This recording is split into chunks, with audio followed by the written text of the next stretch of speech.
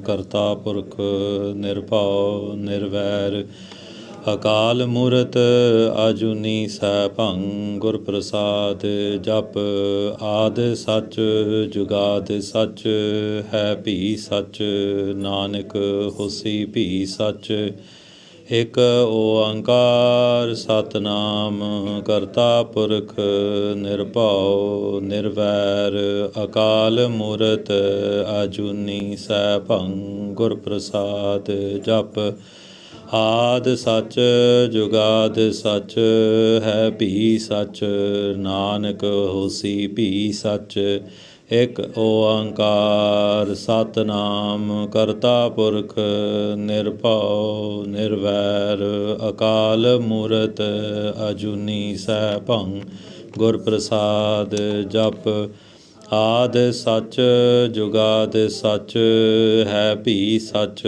ਨਾਨਕ ਹੋਸੀ ਭੀ ਸੱਚ ਇਕ ਓੰਕਾਰ ਸਤਿਨਾਮ ਕਰਤਾ ਪੁਰਖ ਨਿਰਭਉ ਨਿਰਵੈਰ ਅਕਾਲ ਮੂਰਤ ਅਜੂਨੀ ਸੈਭੰ ਗੁਰ ਪ੍ਰਸਾਦ ਜਪ ਆਦ ਸੱਚ ਜੁਗਾਦ ਸੱਚ ਹੈ ਭੀ ਸੱਚ ਨਾਨਕ ਹੋਸੀ ਭੀ ਸੱਚ ਇਕ ਓੰਕਾਰ ਸਤਿਨਾਮ ਕਰਤਾ ਪੁਰਖ ਨਿਰਵੈਰ ਅਕਾਲ ਮੂਰਤ ਅਜੂਨੀ ਸੈਭੰ ਗੁਰ ਪ੍ਰਸਾਦ ਜਪ ਆਦ ਸੱਚ ਜੁਗਾਦ ਸੱਚ ਹੈ ਭੀ ਸੱਚ ਨਾਨਕ ਹੋਸੀ ਭੀ ਸੱਚ ਵਾਹਿਗੁਰੂ ਵਾਹਿਗੁਰੂ ਵਾਹਿਗੁਰੂ ਵਾਹਿਗੁਰੂ ਵਾਹਿਗੁਰੂ ਵਾਹਿਗੁਰੂ ਤੇਗ ਬਹਾਦਰ ਸਿਮਰਿਆ ਤੇਗ ਬਹਾਦਰ ਸਿਮਰਿਆ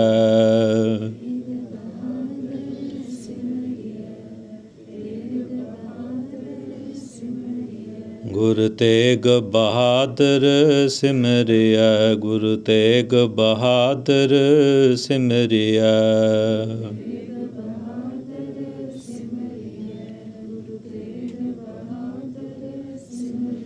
ਘਰ ਨੌ ਨਿਦ ਆਵੈ ਧਾਏ ਘਰ ਨੌ ਨਿਦ ਆਵੈ ਧਾਏ ਤੇਗ ਬਹਾਦਰ ਸਿਮਰਿਆ ਗੁਰ Tegh Bahadur ਸਿਮਰਿਆ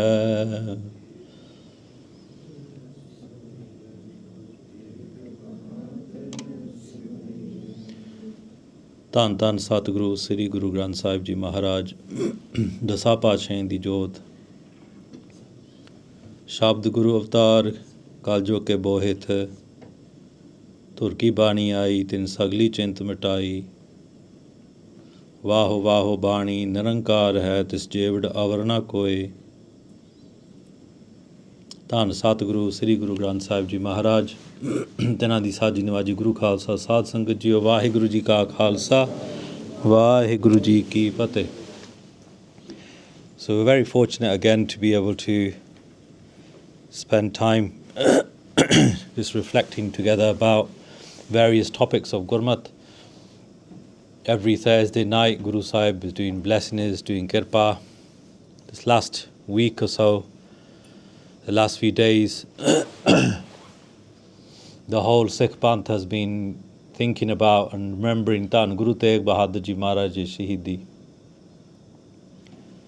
Dhan Guru Tegh Bahadur Ji Maharaj, jinnah de babat, in relation to who Guru Gobind Singh Sahib Ji Maharaj say, Chaupai, Thikar Phor, ਦਲੀਸ ਸਿਰ ਪ੍ਰਭਪੁਰ ਕੀਆ ਪਿਆਨ ਠੀਕਰ four Those of you know Punjabi really well, you know what a tikari is or a tikar is. Anyone know what a tikar is? Anyone know? So ਆਮ ਤੌਰ 'ਤੇ ਜਿੱਦਾਂ if you go to India, ਬਾਹਰਲੇ ਪਿੰਡਾਂ ਦੇ ਸਾਈਡਾਂ 'ਤੇ ਕੂੜਾ ਸਿੱਟਿਆ ਹੁੰਦਾ ਆ And sometimes on those piles of rubbish, you find like clay pots broken. And a little piece of a clay pot is called a tikri or a tikar. Tikar por. Por means torna, yani ke something that's broken. So tikar por dalis sir. What is it referring to?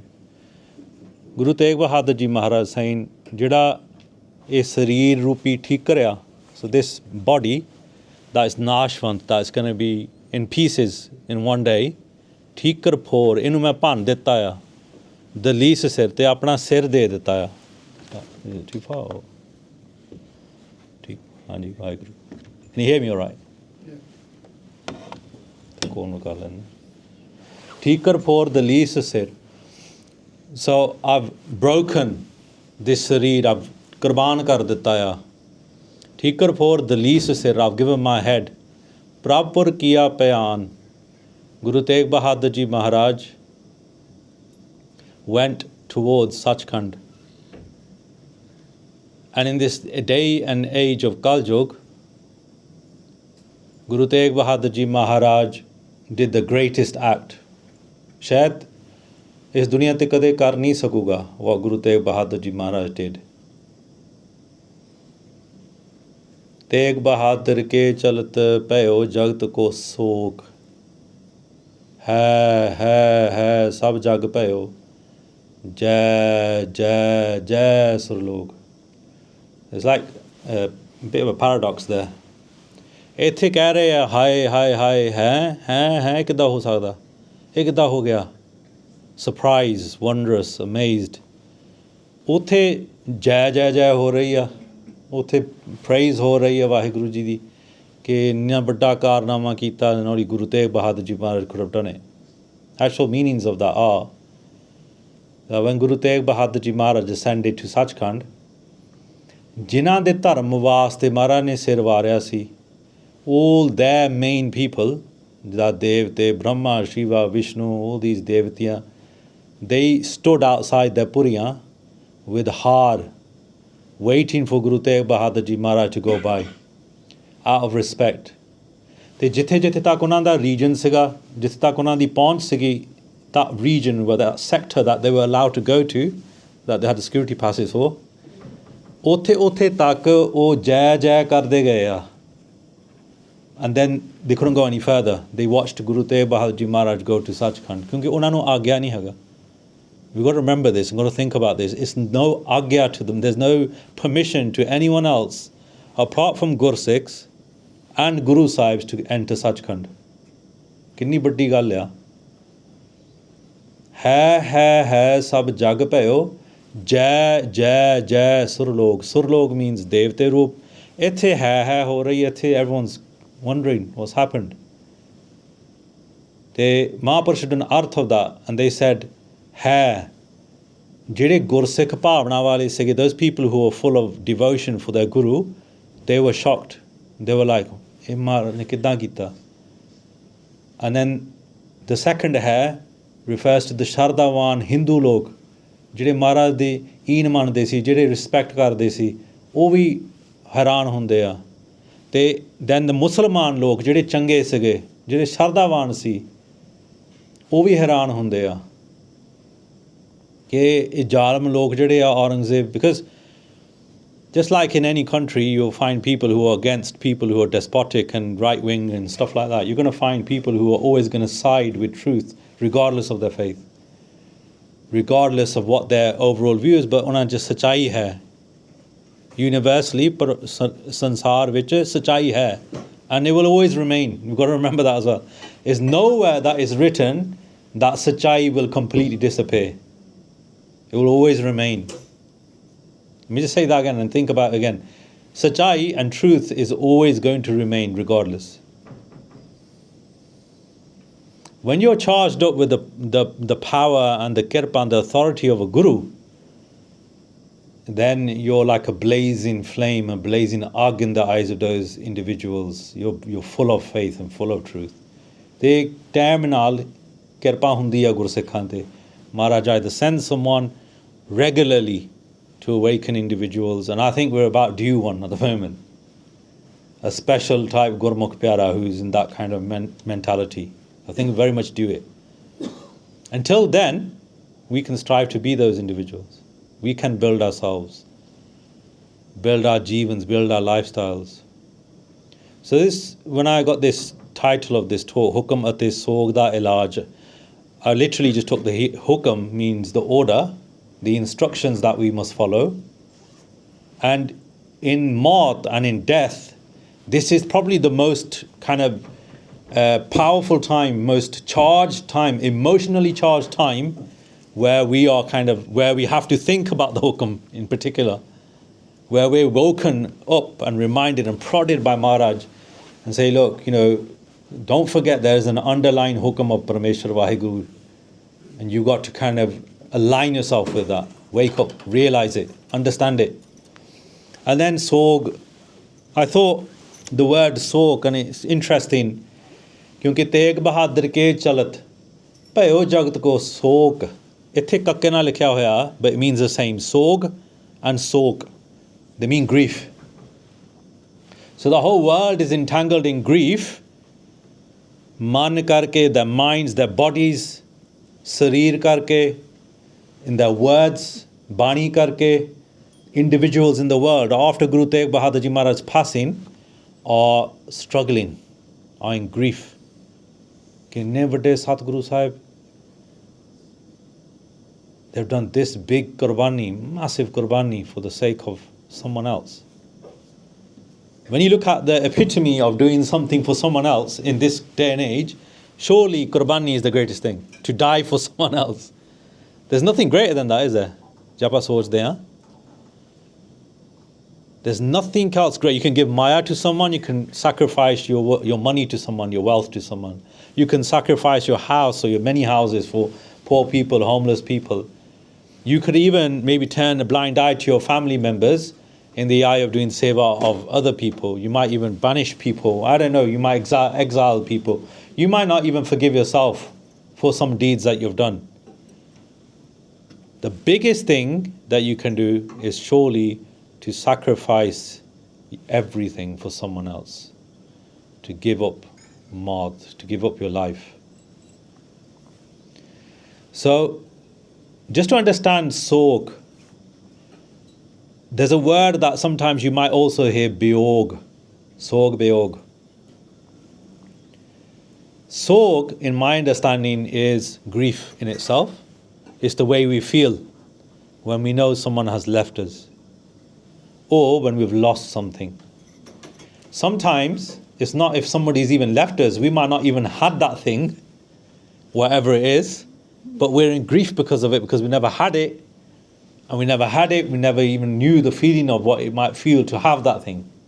I'm thinking of in my mind, maybe miscarriage, for example, or some daat that you were promised or you were supposed to be given, but it didn't actually materialize in that way. So the construct of grief in itself is very unlimited, it's massive. It's not limited by anyone's boundaries. My sense of grief is going to be totally different from Bhai Sahab's sense of grief, from Benji's sense of grief. The way I mourn Beog, when I become Beogi, when I'm in mourning, or when I am a Beogi, when I am a mourner, that is the physical way. That's what I get entrenched. That's a behavioral aspect. So there's an emotion and there's a behavior. And the behavior, some people, when I talk to you, when I ask you a question very simply, can you associate a certain behavior, a physical behavior, with mourning? What comes into your mind? Crying. Like literally crying. And the most extreme format of that is what? The extreme form of crying, physically. You might have even witnessed it, seen it. In Punjabi they call it pitna. Shati de hath marne, banging your head against a wall maybe, really just going out of control, physically. And even maybe more serious and more extreme than that is possibly even taking your own life. That could be even another way of thinking about it physically. A really big sense of beog in a way. So grief is what you feel, mourning is what you get entrenched in. And in our Sikh Dharam, we have understanding for both. I'm going to focus on the practical aspects, the Biog aspect, and highlight how WhyGuru might expect us to mourn. What the instructions were, for example. And what does our Ret Maryada, that Panch Pyare, tell us? So you have like 5 pillars that hold our life up, hold this puppet of life up. So our sharir hai, puppet hi hai, ek life sada ek stage hai. We're dancing around. There are 5 stages. પહેਲਾ stage hunda when the puppet is being prepared, you have birth sanskar, right? You have a way of coming into this world. Jehde soojwan hai, there's people who are going to have a way of bringing someone into this world in their own way of thinking. But then there's going to be tried and tested ways of bringing someone into this world. And then there's going to be exceptional ways of bringing someone into this world. So if I ask you a question, what might be a simple way of bringing someone into this world without any like hang-ups, without any stress? What might be just a simple way? Anyone suggest anything? I might ask a more difficult question, more easier in a way, might be. What is going to be the most highest form of coming into this world for a Gursikh? How will a Gursikh parent bring their child up?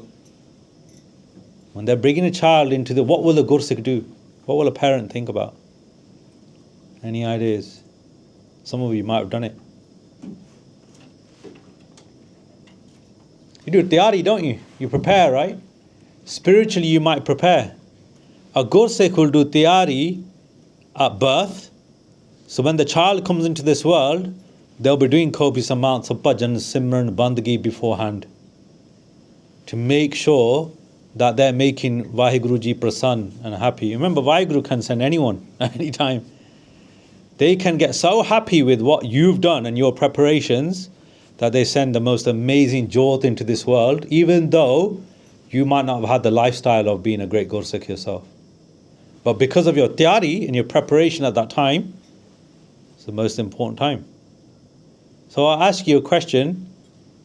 How do you prepare for a birth as a Gursikh? Any ideas? Everyone's in listening mode today, I think. Any ideas? Anyone? No one knows how to do tiyari of bringing a child into this world, a Gursikh child. Did you know that you're supposed to recite Sahaj Path or listen to a Sahaj Path of Gurbani before a child is born? You don't know that? Did you know that you should do more than one? The great Gursikhs of this Panth, Sant Gurbachan Singh ji, for example, who wrote this Maryada that we're going to discuss,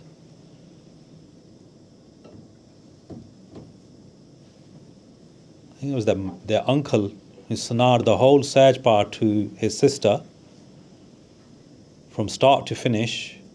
Once one was done, they did another, they carried on. They did copious amounts of Nitnem. When that child was 5 years old, he had Panch Granthi, Kant. He was a Akhand Pati. They had to put, because he couldn't see the Ang of Guru Granth Sahib Ji Maharaj, like they had to put the pedestal where he was sitting higher so that he could peer into Guru Granth Sahib Ji Maharaj to recite Gurbani at the age of 5. So the proof is in the preparation always. That's about birth, isn't it? What about vidya? What about knowledge? Knowledge sanskar is the next one. That's the next way we shingar this puppet. We educate the child, we just follow the kind of worldly aspect. There's a spiritual thing that we need to do. We need to teach our children Santhya. We need to make sure that before that child is leaving secondary school, they would have at least done Guru Granth Sahib Ji Maharaj Santhya once. At least. We should have these targets in our minds. And if it's never too late, 16 saal lang gaya, 18 saal tak kar, 18 saal tak nahi tam, 20, 25 saal, it's never late. It's never ever late. But we have to do the tiyari, right? That's the difference between a person who's a manmukh and a gurmukh. A gurmukh is someone who looks at the preparation, who indulges in the preparation, who puts the effort into preparation. And when they put the effort into preparation, the Guru Sahib hold their sway. Guru Sahib protect them. Oh, now I've got worries. If I have children, and I've got concerns that by the time they get to about 16, 17, 18, they're going to start thinking their own thing, doing their own actions, behaving in their own manners, yeah? What's my faith? What am I placing my take on? I'm going to place my take on the moment when Guru Sahib said that when the child is born, the very first thing that that child should taste is a form of amrit prepared by the father out of Panch Patase, sitting whilst the Japji Sahib has been recited, and with the droplets of amrit dropping from the kirpan into the baby's mouth. That's the first thing they should taste before the mother's food, before their sustenance from the mother, before their nourishment from the mother. That's what our birth sanskar says. So as a Gursikh, when I've got teenagers, I'm going to remember that, and I say, Maharaj, you said I'll look after those kids, I'll look after your children if you do that from the start. So I fulfilled that, so Maharaj, help me out here. Do you see what I mean? The preparation is there already. You've got to be Chaitan, right? You've got to be ready. Vidya sanskar is not just worldly master's degrees, but spiritual master's degrees. Amrita Vilas, Nitnem Kant, Gurbani Kant, memorized off by heart. Gursikhs in the past, in the few months, you might have come here and told you guys what they might have experienced. I remember listening to a talk by Dr. Gurtej Singh, maybe even here actually, about when watching it from home. And he asked Janelle Singh to you about a career choice, or how he would get past his exams and stuff. And a very simple antidote they gave, a very simple way. They said, "This Jinni Jamaat hai unne Japji Sahib." So whatever year you're in, unne Japji Sahib karo. That means Takriban our Gursikh children, when they get to sixth form, they should be doing that much Japji Sahibs. What years of sixth form? Year 12 and 13. Jira banda psalms their Japji Sahibs that much at that age, Guru Sahib look after every single carriage for them. But then there's exceptional people. At university, Shahid Bhai Amrik Singh used to do 80 Japji Sahibs a day. He got darshan of Guru Nanak Dev Sahib Ji Maharaj at university. They weren't just the All India Sikh Student Federation president and Amar Shahid that we remember today for any reason. Jaap bhi karde si, bani bhi padde si. So, where's the preparation? We've covered birth, we've covered moving on to what's next after Amrit. And it's in that order. It's birth, then it's Vidya, knowledge, then it's Amrit. What's after Amrit? What's the next pillar? What's the next costume for the puppet to wear in this show? Anand sanskar, jira apna vyah hunda hai. So look at that automatically. I'm not just making this up. This is what taught to you when you go to take Amrit from Panch Pyare. It's in that order. So before we do Anand Karaj, we should be Amritari, according to that process. Just to think about it. Have a think about it, vichar it. Think about what Maharaj is trying to say to us. And then the last one is Antam Sanskar. And that's what we're going to try to open up, because it contains so much guidance in it that you probably not heard before. But that might help us. But before we do that, I'm just going to talk a little bit about grief and how we process it. Like I said, how we process grief is personal to us, and there's no set regime for anyone. People who have done theories and stuff like that, they say that we flit between these two kind of zones. The zone of loss and the zone of restoration, or restoring ourselves. We flit between those two. Sometimes people focus more on the loss side. Some people may be thinking more on the restoration side. And what is in between is life, continuity, getting on with it. So, just looking at the loss side, we might process grief. We might deal with grief as if it's a huge thing and it's an important aspect. Everyone grieves differently. We might have a feeling that that grief is intruding in our lives, is getting in the way of your normal function, is getting in the way of living your life properly. And you can think about grief and how it's touched you already to kind of understand that. I'm not going to go into that. I will talk about my own personal experiences at the end, because I came into Sikhi through grief. So you might relinquish something, you might give up something. It could be people, it could be a practice, it could be a place, it could be a product. We don't know. It could continue with something. You could relocate bonds, you might relocate ties with people. You might have a wake-up call and say, that person जिन्होंने मैं बुलाया नहीं कदे उन्होंने मैं जाके माफ़ी मांगा. And just say, look, मैंने सोची आ गई, I understand the game now. I'm sorry for what bother I might have caused. You might relinquish, you might relocate. We might also deny it. We might just turn around and say, grief doesn't have a sitting place, I'm going to ignore it completely. And then we might also avoid this whole restoration aspect. When we restore it, it's a different aspect. This is what we're flitting in between. So with restoration, we might prioritize, we might put being just continuing with my life. In some ways, you might think that's also ignoring grief as well, because you just want to get on with it and you don't want to carry on with your work. I've seen colleagues, for example, maybe in places where I have worked before, that they've had a moth in the house and they've come to work, and like within a week, and everyone else in the team knows, okay, that person's not feeling right, but they're just trying to keep up with the continuity. They might not be dealing with it. Guru Sahib doesn't tell us to not deal with it or be kind of like absent from dealing with it. Maharaj is saying to us, focus on it and deal with the issues with vichar. And Antam Sanskar, when we follow the Maryada, is a massive injection for making us understanding how to deal with the grief going forward as well. So we might be doing in the restoration of the grief, we might start doing new things. We might distract ourselves from feeling sorry for ourselves, for feeling the grief, and say, I want to just be active, I want to be positive. We might say, it doesn't exist, the grief, I can't be dealing with it. We might avoid it. We might have a new role. We might develop a new identity. How many times might you have come across individuals who've had a loss in their life, somebody very important to them, and suddenly they're left in the lurch with looking after the whole family by themselves, or looking after younger siblings, for example, when somebody major has gone, a primary caregiver has gone in their life.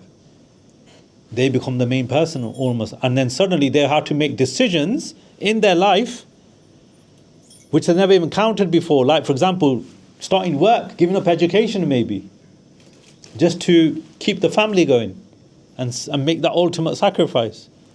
There could be many things, and you know in your own lives how it might have affected you. And then there may also be new relationships as well. So this is how grief affects us.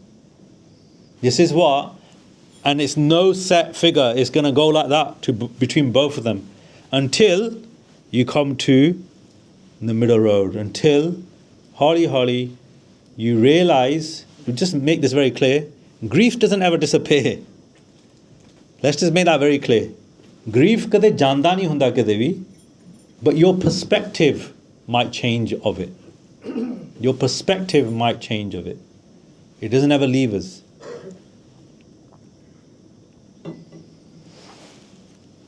So at the higher top level of kind of giving us that injection, Bandi di vitamin D low hundiya.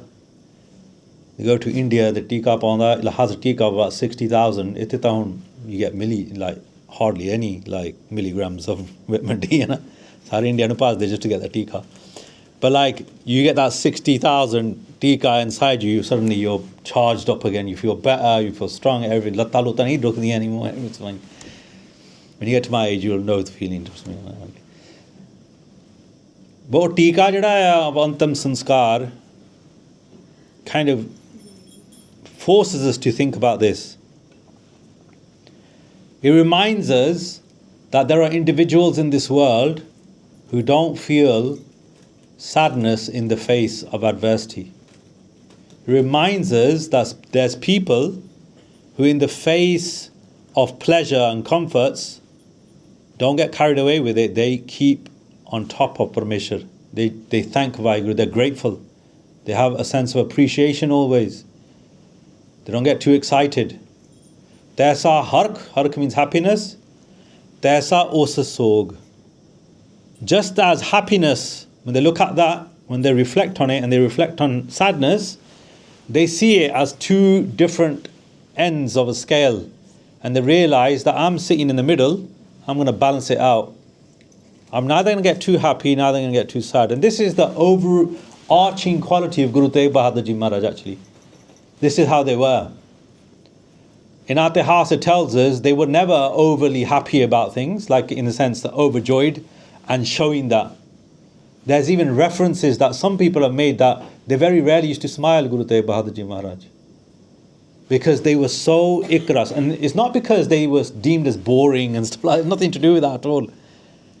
It was just the fact that they were just always focused on that middle path. They weren't too affected by happiness and they weren't too affected by sadness either. They were above it, they were detached from it. That's Maharaj saying, Taisa hark, taisa o sog. And then what's replaced it then? If they're not feeling either that or that, what are they replacing it with? They're replacing it with Sada Anand Teh Nahi Beyog. They are always in bliss, and for that reason, there's no need for them to mourn, because they're always in bliss. Now I'm going to give you a quick understanding, a very simple understanding of it. Have you ever come across a Gursikh in your families or in your neighbors or, I don't know, friends, families, whatever, who has never been shirked or have shown true strength in the face of adversity? Like they might have had a family member pass away, but they've not even shed a tear. They're so strong. Look at a person's lifestyle, what they do in the day. And you'll find some reason behind it, that actually this person has got something that they know they're doing right.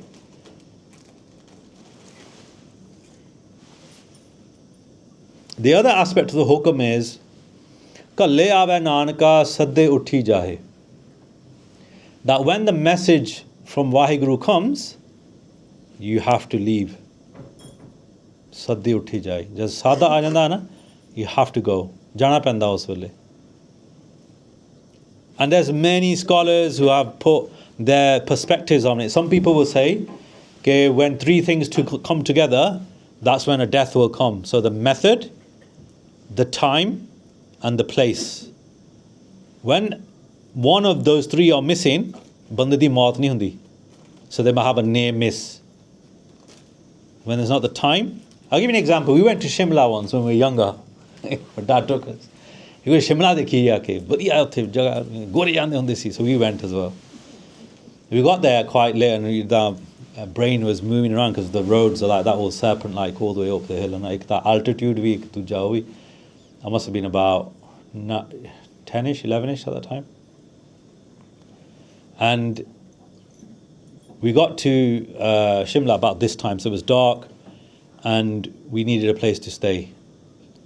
And there was a hotel like that we went to first, and my dad about to walk into it, and then he stepped back. He goes, "Itthe Gurdwara hona chahida jarur." Because aapa hotelan ch kaate jana hai, why are we going to go into the hotel for? Itthe koi Gurdwara hona chahida lage shage. So we asked someone, this is the Gurdwara, is just 2 blocks away. So luckily we asked. We went to the Gurdwara. They said, "Ji Maharaj, aajo, langar shako. Itthe kamre bhi bahut bane hoye, tusi itthe reh sakde hain raat." So we actually stayed at the Gurdwara Sahib in Shimla that day. What I remember very clearly is in the middle of the night, about 1:30, 2ish, I heard a massive crashing sound, like as if koi earthquake has happened or something. It was not a very good sound at all. And I remember getting up, being really scared. And I said, "Mama, all the family got up."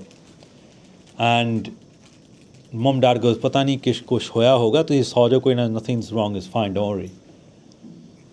When we got up in the morning and we walked past, the very hotel that we were going to stay in had collapsed that night. Totally collapsed. No earthquake, No nothing, just completely digya. Now, some people might say, was it divine intervention or was it just a coincidence? I felt at that time that it was a divine intervention, personally. And I remember that incident as a very close miss. But when I look back at it now, I think, wow, that might have been place was not one of the three things that were matching at that time. So our name wasn't written there. On that hand, when the message comes, you have to leave. Then Maharaj also says this, Marna likhaye, mandal mein aaye. That when you come into this world, your death has already been preordained. Then at the same time, when we get married, or we'll hear that word, just sanjog likhe si, sanjog likhe si. And it's right, jithe likhya hai sanjog, utthe hi hona hai. So we likhya hai. Whatever education we do, vidya we do, when we're going to take Amrit, every single thing is written and planted by WhyGuru. But what is it dependent on then?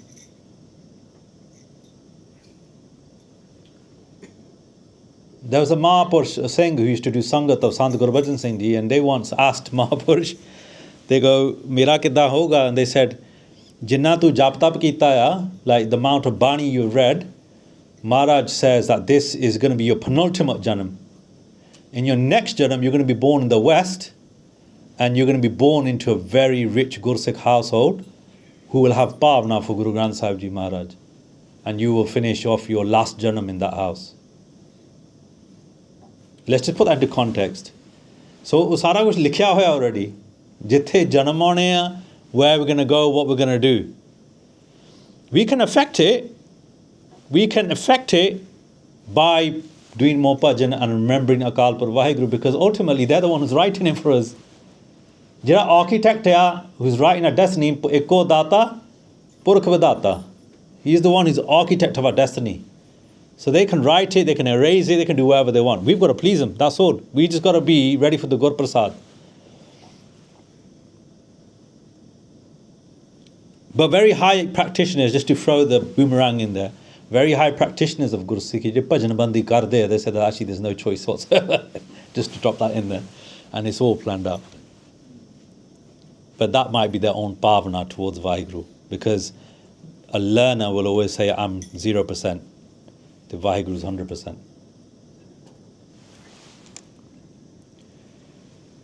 So I had these questions that people have asked in the past, so I'm going to just put that out there and what the jawab is from the Maryada. So my why is unwell, and it appears that they're about to pass away, but they don't follow any red. They don't actually follow any discipline that was accorded to or taught to us by Guru Gobind Singh Ji. What should we do? And the jawab from the Rat Maryada is that if they've done some sort of Bajjar Karat that is known, the 4 Bajjar Karats, 4 cardinal sins, these are what I'll explain to you in the Sangat, is, in your case, adultery, eating meat, or having intoxicants. These 4 things are the 4 things that you have to go to Panch Pyare for and reveal and tell them, so that they will give you, so that it doesn't ever be heard in Sachkhand. You get a clean slate, whatever they tell you. So if somebody who is, say, a Gursikh and who had fallen from their Rath even, because I've been in that situation where we've had that kind of question posed, this is what you would do. They should be given Amrit. Sometimes the person will themselves will request it, and I've got this itcha. I know someone who had gone through cancer, and like they were the last stages, and they weren't even Amritari, but they wanted to take Amrit at the last minute, and Maharaj had blessed it the last minute to them. So imagine at the last minute what they would have felt inside their heart, not their Maharaj ne kirpa ki thi. It was so important to them. And then the next question that person has asked is, don't know if they have done such mistakes. And if you don't know, then you should get a Granthi Singh or a Gursikh to do an adras for them at that time. My Z is on their last breaths, the jawab for Mahapurush in the Maryada was Gurbani should be reciting next to them. Whenever anyone comes to the last few seconds or the minutes or the hours of their life, and this is going to come to most of our parents and our elders, and this is not a nice time, or even siblings, who could be even ourselves soon or later, we should recite Gurbani as much as possible. Because remember, always remember this. If you don't remember anything from this talk, remember this one thing. The last sense that will ever leave your body is your hearing. Everything else will stay intact or leave before, but your hearing won't go. You'll be able to hear. Pame uchi bani lao, pame kanna ko la ke sunao, that is going to go into that. And even to the point, I've even experienced this, that even when a person feels that they've got no hearing left, that Gurbani around that person is going into their pores, is going into their skin, is going into the Vatavaran, is having an effect. We've got to remember that. Always. Putting on a tape is the easy way out. Putting on an MP3 player is an easy way out. There's no love in that, to be maaf karna. But there's no real love in that. I'm going to get tested on this. I know it, but I'm going to say it anyway. But there's no real love in that. Real love is when you're sitting there next to your family member reciting it to them. It's the greatest love. At least Sukhmani Sahib should be recited beside them. If they pass away during the Bani, finish the Bani off, do ardas, contact the family, whatever you need to do. Ghabrao na. That person has gone listening to Gurbani. If you can think of a million other ways that person could have gone, but they've gone listening to you reciting Gurbani or someone in your family reciting it, bahut baddi cheez hai. I've known families who've been so caring towards their loved ones that at the last moment, they've done roles. Every 2 hours, a family member has gone and sat next to their parent or father in a hospital and recited Gurbani around the clock. Around the clock. Bhajan. Another question, but they had a very materialistic life. They don't even remember God themselves. Family doesn't believe in Sikhi. What should we do? Well, you can always ask to recite Bani next to them. I don't think there's anyone in this world who will turn around and deny that moment, unless it's someone who is really illogical and really against God, that might turn around and say, no way you can't, no one can snarm that person Bani. But there's always a method and a way. You should recite the second Astapadi of Gurbani to them, of Sukhmani Sahib. That second one is, Jeh maat pita sut meet na pai, man uha naam tera sang sahai. It's that paudi, where there's no mother, no father that's going to be of support to you. There, the name of God is going to be your support. I've had quite a few experiences with people leaving their saris, the last moments, and I don't know why, but Maharaj maybe gave us seva to be there at that time and experience them leaving that body. And I've seen people who have never done sari umar sharab piti, and at the very last moment when they seen you come and they're on the bed and they're suffering, they've said, Kuljit, minnu bani sana de, please. Minnu bani sana, bani. And they can't even say it, please. Minnu bahut dar lagda hai. We don't know what they're seeing, what they're saying, but that Bani is going to be of some sort of sustenance to them or support to them at that time. If a person is a spiritual person and they're the spiritually best life, Mahapurush say that Ikkimi Jiri Ashtapadi, you should recite that. The 21st Astapadi of Sukhmani Sahib. Otherwise, any Bani and the whole Sukhmani Sahib is sufficient. If a Gursikh who has read Bani all their life and done Nitnem all their life, you're probably going to think, oh, let me do that Nitnem for them. Let me recite it. Just as much seva is it to kind of look after someone physically, it's also that much seva to also recite their Nitnem for them. I know if I had nothing else left and I couldn't speak anymore in my last moments, I wouldn't want any hoo-ha-ha-ha. All I would want is Uda Eda. All I'd want is someone to recite Gurbani to me. And this recording is going live. Jad koi sama hoga in the future, you can send this to whoever it's going to be. But at the last moment, I just want to focus on ekagrata, on Gurbani. So there's a Gursikh, Sant Gurbachan Singh you mentioned, who used to do so much bhajan, so much bani in their life. And at the last moment, they got really, really ill. Bahut zyada bimar ho gaye. The doctor said, there's not much time left. And he just started focusing on Gurbani, like as much 24 hours Gurbani, nothing else. Je koi sansari gal vi aan ke pache ne la thada shareer theek hai, chup ho jao, Bani. I don't want to hear it. I just want to read Bani. And then on the day he passed away, this is amazing by the way, what happened.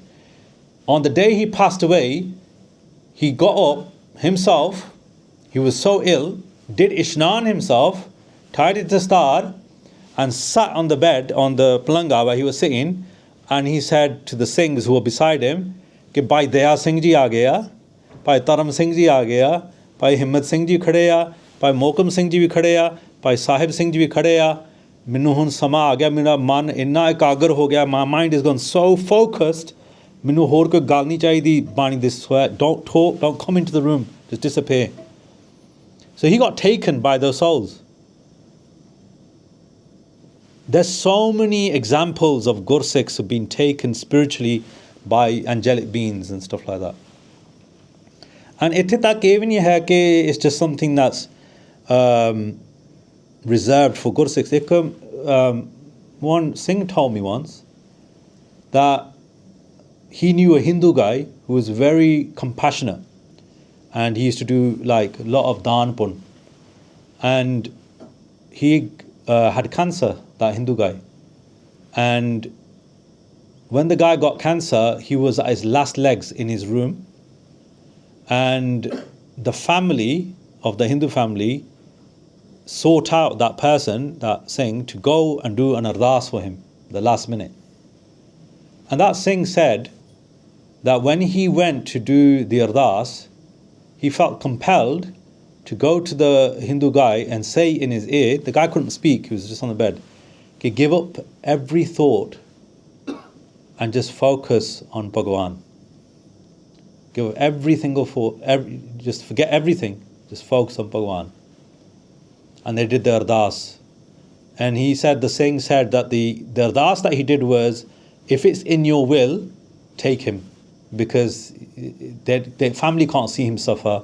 And he's really not of any, like, his time might be near. If it's your choice, Maharaj, take him. If it's his time, see what you feel, Maharaj. The next morning, he passed away. And the amazing thing was, that Gursikh, who aap bhajan bandgi karda si, he did his Nitnem, he was doing after his Nitnem, he did Simran, like Samadhi Lali.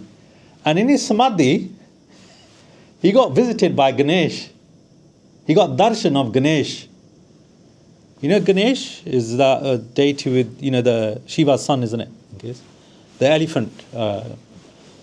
He was shocked that kade ta darshan WhyGuru de nahi hoye, Guru Sahiban de nahi hoye. And what's this? So he goes, he couldn't understand it. And then he found out that that person had passed away. So then he went to see the wife of that person he'd done ardas for the early day. And galla batan jat puchda si, it turned out that that guy used to do copious amounts of Ganesh puja. So he was a devotee of Ganesh. But Gursikh ardas karda hai, te Ganesh ji aunde ਉਹਨੂੰ ਲੈਣ ਵਾਸਤੇ. It's not just, that for me showed me the power of Gursikhi and what Gursikhi really is and how we should view it and understand it. So on the first day of the death, this is some practical things now. The first day is actually the first day of 10. So the day that anyone passes away, and you might think, I'm going to do this devoid of any feeling and emotion. I'm not. I'm just going to lay it to you as you would expect it, because sometimes we just need it. We need that guidance to understand what is actual the Maryada. What do we need to do? We need to think about. So on the first day of the death, if possible, a Saj Path should be started. If not, then the very next day. Now, normally in this country, the person passes away and they keep the body in the mortuary in the hospital. So you have to go home because there's nothing else you can do. You can't stay there. They let you stay with the body for a while. You can do your bhajan bandagi, ardasan, nitnem, family can come and see, whatever. But then you have to go. When you go home, that's the time to prepare, get Maharaj, come down, clean everything, start the seva of Guru Granth Sahib Ji Maharaj. In Punjab, what they do is normally they do the funeral within days or an hour or two even. If they're waiting for relatives from outside, they might have, nowadays they have the fridges where they put the body in. If you ever had a funeral in there, put like a fridge and they put the body in there, in their own home. In the past, it used to be ice blocks. I've seen both. I've seen both experiences, and maybe the ice one is probably a bit more harrowing than the other one, but my experiences around death have been, there's been so many different experiences I've had, and I want to share some of them with you as we go along. Anyway, so if it's in this country, we count that as the first day, and then from that day onwards, we should aim that the funeral should be on the 10th day, including that day of the death. Koshish ye karni hai. Because Gursikhs, as Gursikhs, it's our maryada to do it within 10 days. This is what Maharaj said for us to do. In the UK and even in India now, there can be a displacement of the funeral day. Some people do it within the 10 days, on the 10th day itself, or align the Path Bhog. So most people in this country now align the crematorium with the day where you go to the Gurdwara and listen to the Bhog as well. In those days, you should aim to listen to Kirtan and Katha whilst the Sahaj part is going on. So you're not only listening to part in the daytime, but in the morning and the evening, you should get someone to come and recite the Katha, the narration of these two banis, Jaitsriki Var and Sahaskriti Slok. Jaitsriki Var appears right in the middle of Guru Granth Sahib Ji Maharaj. And Sahaskriti Slok appears right at the end of Guru Granth Sahib Ji Maharaj. I will talk a bit more about those historical concepts as we go along. If no one is available to do the Katha, because it's very much location based, Maharaj's Kirpa has happened and blessed us now that in this country, finally, we've got to that point where you get young people doing the Katha in English or even explaining it in Gurmukhi. The Maryada's crept back in after a massive gap because people forget the Maryada over time. If no one is available to do the Katha, then these two banis should be recited in the home at least, or listened to if you can't recite. Oops. All right. It is helpful if the family members take on the Nitnem of the person who has passed away in that period of time. Now, this as a grief mechanism is a massive thing, isn't it?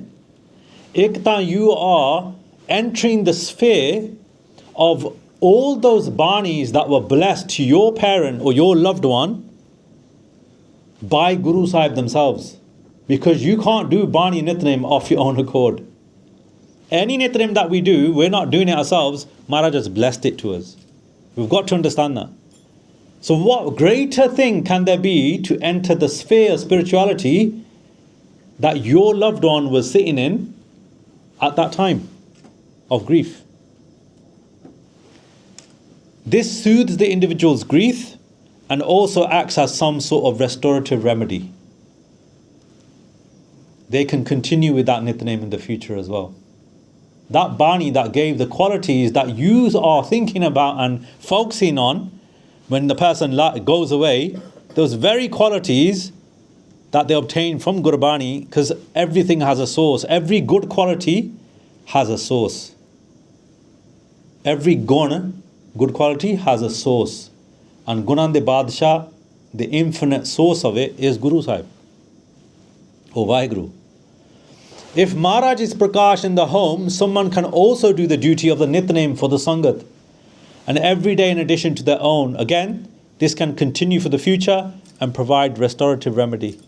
What amazing thing that you're sitting there, Guru Granth Sahib Ji Maharaj is there, you're reciting the Nitnem for the Sangat to listen to as well. And this helps because some families, you'll have brothers, siblings and stuff, you can divvy up the duties. You say, tusi Bani paro, Simran karo, tusi aa karo, tusi seva karo, tusi langar banao, stuff like that. Look at the mentality. lok ronde are in grief and pitting and, hi oi going on. But then Guru Sahib have said, this is our maryada. This is what a Guru Sikh should be yearning to do. Attaching the mind to seva of Sangat and listening to the praise of Maharaj can help balance the grief energy. It prevents others from emotionally charging the situation. And I remember one experience, so my granddad's younger brother in India, half of our family is Guru Sikh, half isn't. And when he passed away when we were in India, when we were in India. So their family got confused. They called a Pandit as well as a Granthi Singh. And it was so odd, like it was one of the most confusing things I'd ever seen. This is when I wasn't into Guru Sikhis, right when I was younger. They had a body on some ice blocks, and it's going to sound really funny. You know that we will that thing rock you, that kind of. I heard that kind of sound, and I was like, what is that? And I was like, I could hear it like synonymous beating. So I walked up on the kotha of the house where the body was, and I looked towards the pin, and there was like a whole row of bibiyan, like basically doing siapa, like you're bang, all in union as well, like all planned out and stuff. No one was hardly crying at the house because the guy had lived a good life and stuff like that. He'd done everything. They were pitting so much. As soon as they came to the gully, I don't know what happened in the family, all the bibiyan started crying, and that beat, that's the best way I can say it,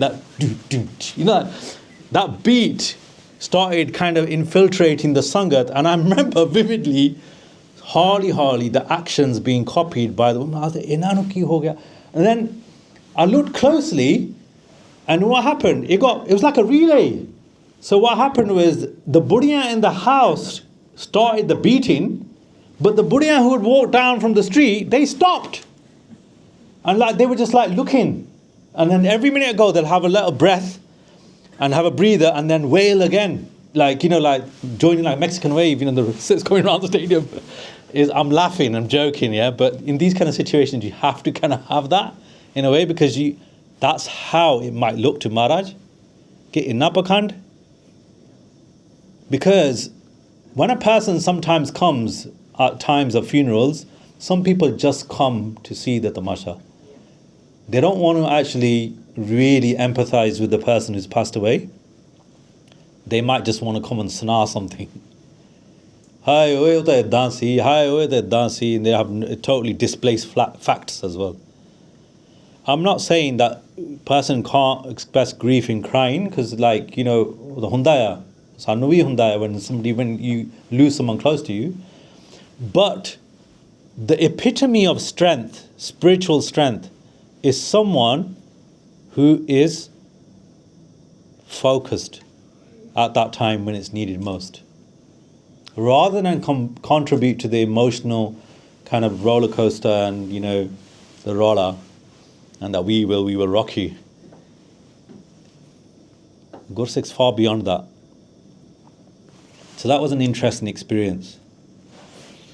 The party who snars the part to you, and it doesn't have to be a Saj part, by the way, either. It can also be an Akhand part. The only difference is obviously Akhand part is going to be much more on hands and more party sings and stuff like that. So you got to make that understanding and think about it.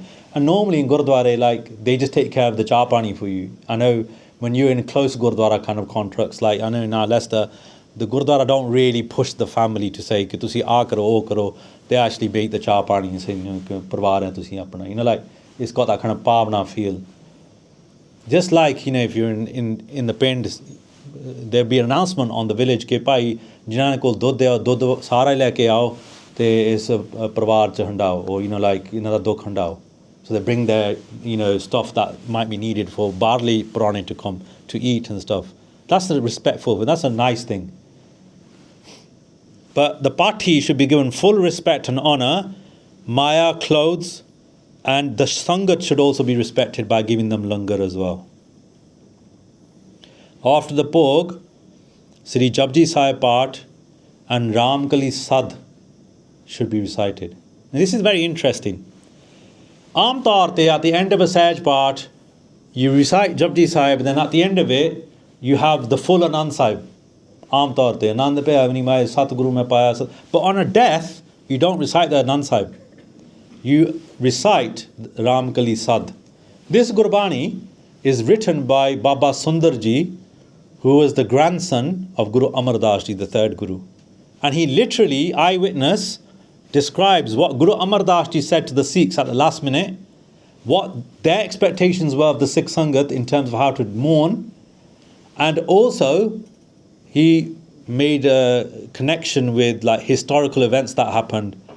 Like for example, the elder son of Guru Amar Das Ji not bowing to Guru Ram Das Ji, who had been given the Gurta Gadi by Guru Amar Das Ji. He even catalogued that moment. It's quite a powerful source. But what's interesting is, Ram Kali Sad. Sad means the balawa, the message has come. It means it's time to go to WhyGuru, yeah? But it's right after Anand Sahib in Guru Granth Sahib Ji. So you have Anand Sahib, Ram Kali Mahalla Tija, the whole Anand Sahib, in Guru Granth Sahib Ji. Then the next Bani after that is Ram Kali Sad. Which is kind of odd, isn't it? Because on one side you've got Hark, happiness, because bliss is given to you by Anand, that's what bliss is. And then on the other side you've got Sad.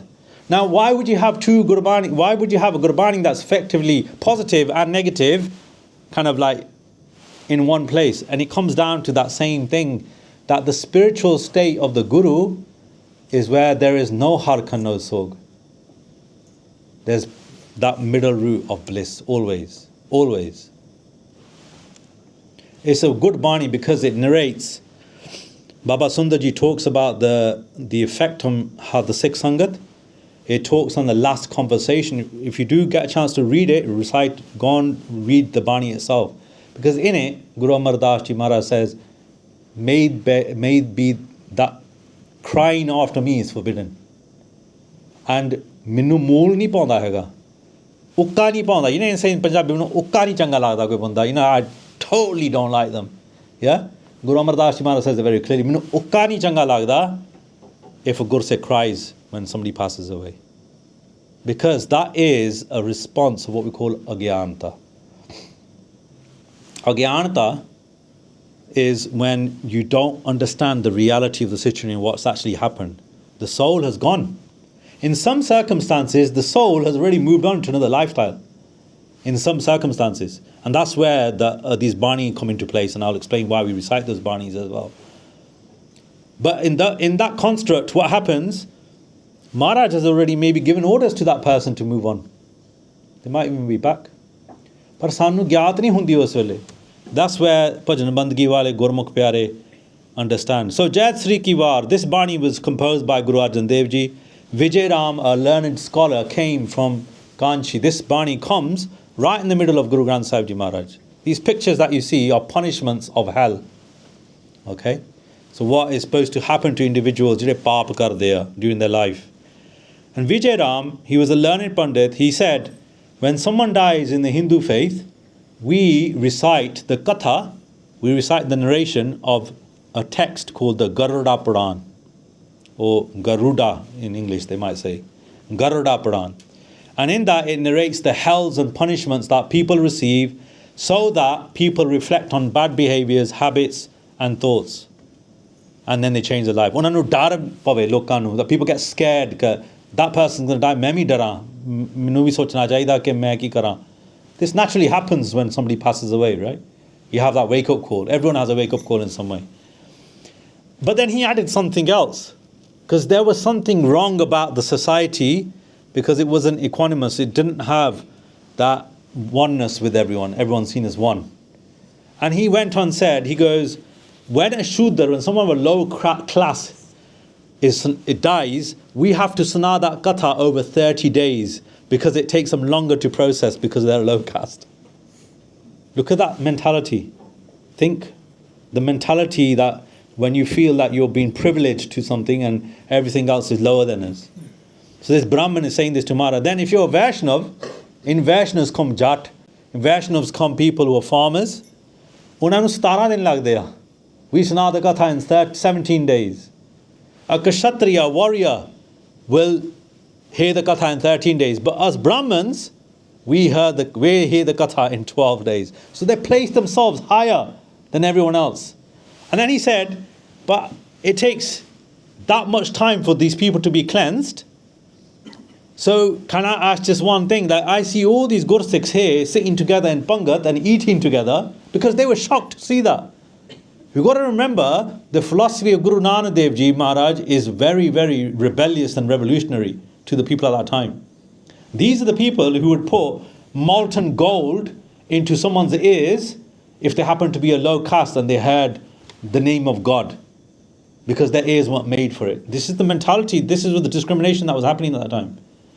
So when Guru Sahib heard that, Maharaj said, we're going to kill his hankar. And what they said, you see everyone here eating together. We liberate them in 10 days. Maharaj says, Appa 10 din manaunde hain. We go above you as well. But obviously brought him down straight away, didn't it? Ye 10 dina ch kar inni pahunch ena di. Like they've got that much kirpa, blessings.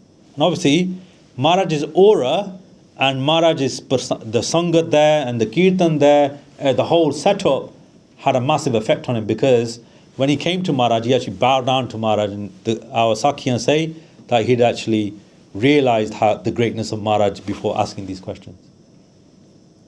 So he had done it in a kind of like a way of him leaving his mentality behind and being impressed by this new mentality. So Guru Arjan Dev Ji then added, our Gursikhs are already cleansed, because the Bani that they recite whilst living makes them Jivan Mukt. They recite so much Gurbani and Simran when they are living, we can liberate them whilst they're alive. So they don't have to keep punni, papi, akhna nahi, kar karna, likh le. Maharaj said they don't account for anything. They don't need to account for anything, because oh, Siddhe Parameshwar kol jande hai, because I'm looking after them. And we know the Sakhis, Guru Gobind Singh Sahib Ji, Bhai Dan Singh Ji, you came to Maharaj, Maharaj thode Gursikhan ne case rakhe hoye hai, what's the use of that? Maharaj said, Aaja main tenu dikhalda. He put his hand on his head and showed him that he's fallen into Nark, and Maharaj is pulling everyone out. A Gursikh who might have fallen into Nark by some sort of mistake, Maharaj is pulling them out through their hair. And Maharaj said, case Guru di morya, it's my insignia, the case ha. And I will pull my Gursikh out of hell. That's my guarantee. Even je galti naal jivi nark vich peh jawe. That's what Maharaj said at that time. So we bless Naam Bani to liberate them before death, and the soul is liberated through this katha. So when a person's gone, their soul is on a journey or wherever it is. By you reciting Jai Sri Kiwar Katha, you're not only comforting yourself, but also Ruh de vi mehr hundiya, and they're getting liberated as well. Because Bani, Aad Sach, Jugad Sach, Heavy Sach, Nanak Hosi Bhi Sach. Bani is multi-dimensional. It's the only thing in this world at this time that is multi-dimensional. It can erase your path from previous janams. Bani Simran Naam kan. Dr. Bhai Veer Singh used to say, how do you know? Somebody asked him, how do you know that all your paap and karam are clean from the last janam? How do you know that? And his jawab was so amazing. I was thinking,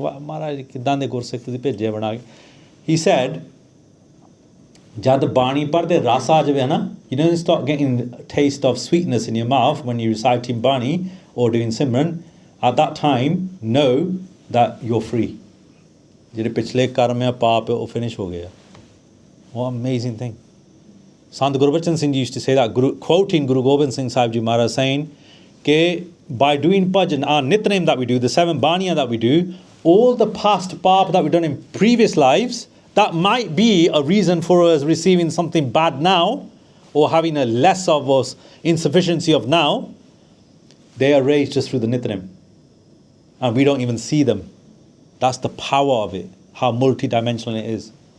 Ekwari Guru Har Rai Sahib Ji Maharaj was asked a question, the 7th Guru, by Gursikhs, Maharaj, why do we recite Bani for? What's the reason? Maharaj go, chalo naal. And you know where they went? They went to the rubbish tip outside the village. Maharaj go, where we go? Why are we coming here, Maharaj? Tita gandagi hai. Maharaj said, dekho kiya. They looked and they found those broken clay pot pieces. Maharaj says, inu chak ke liao. And they brought it over, and Maharaj said, irte dekho kiya. When they looked on it, it was shining. Jira ho broken pot piece, it was shining. Maharaj said, they said, Maharaj, eta tutti hoi thikri par e lishkdi a. And Maharaj says, this is the answer to your question. And they say, Maharaj, pa samjhe nahi, aap ji kirpa karo. You said, Maharaj, why do we recite Gurbani? Maharaj says, that kada, when it was Sabat, used to hold K. And that K is like Gurbani. It leaves a shine always. Even though the piece is broken, even though the time's going to come when we've gone, that Bani is going to shine. Jinna tusi Nitnem kita, bhajan kita, is going to have an effect. So the Katha is normally completed by doing 2 sloks a day. There's a slok and a paudi normally, so there's 4 verses usually, over a 10-day period, or by listening and reciting to the Bani daily. And in that Bani, I thought I'd just share with you, there's 2 questions that Guru Sikhs put to Guru Arjan Dev Ji at that time.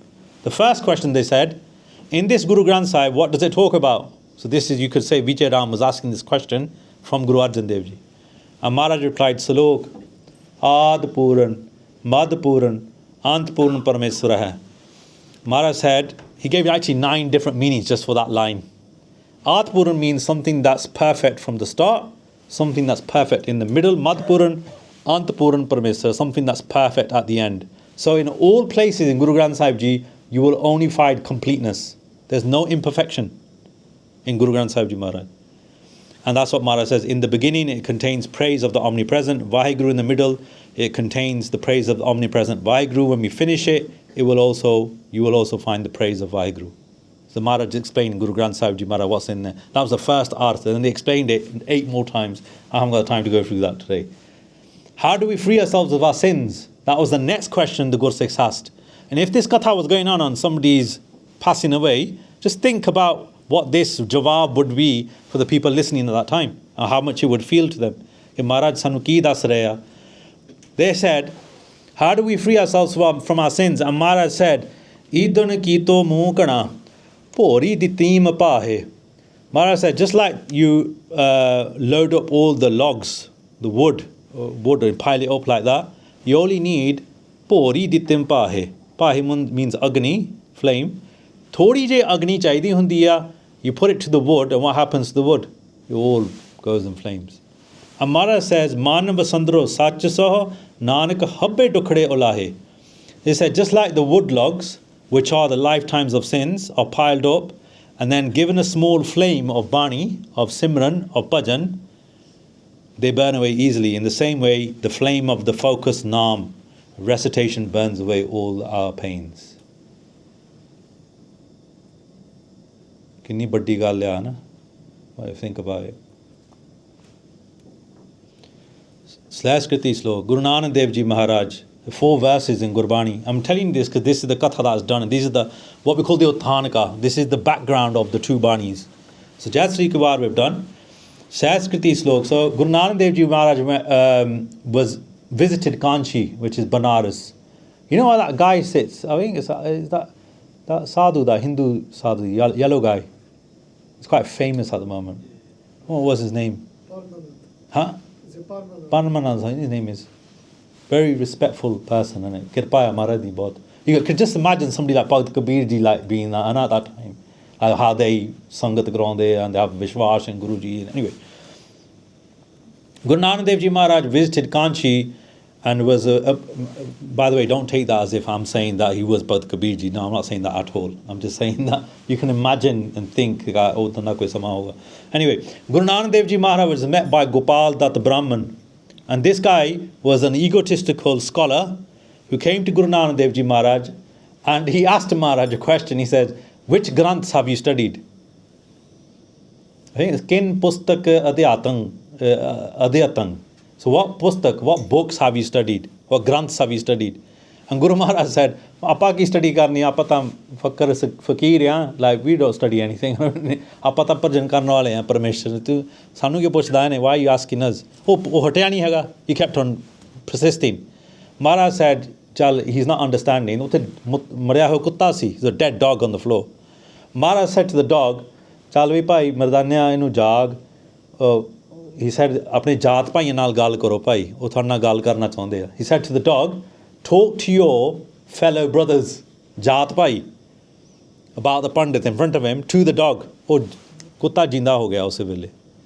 And then it comes to the people, and they said, the Brahmins come running off. Gopal Dutt, he's incensed. He goes, "Tusi sanu kutte kehne hain Brahmana nu?" All the Pandits come, hor rola pੈ gaya, ke kaun hai, like why are they saying this kind of thing?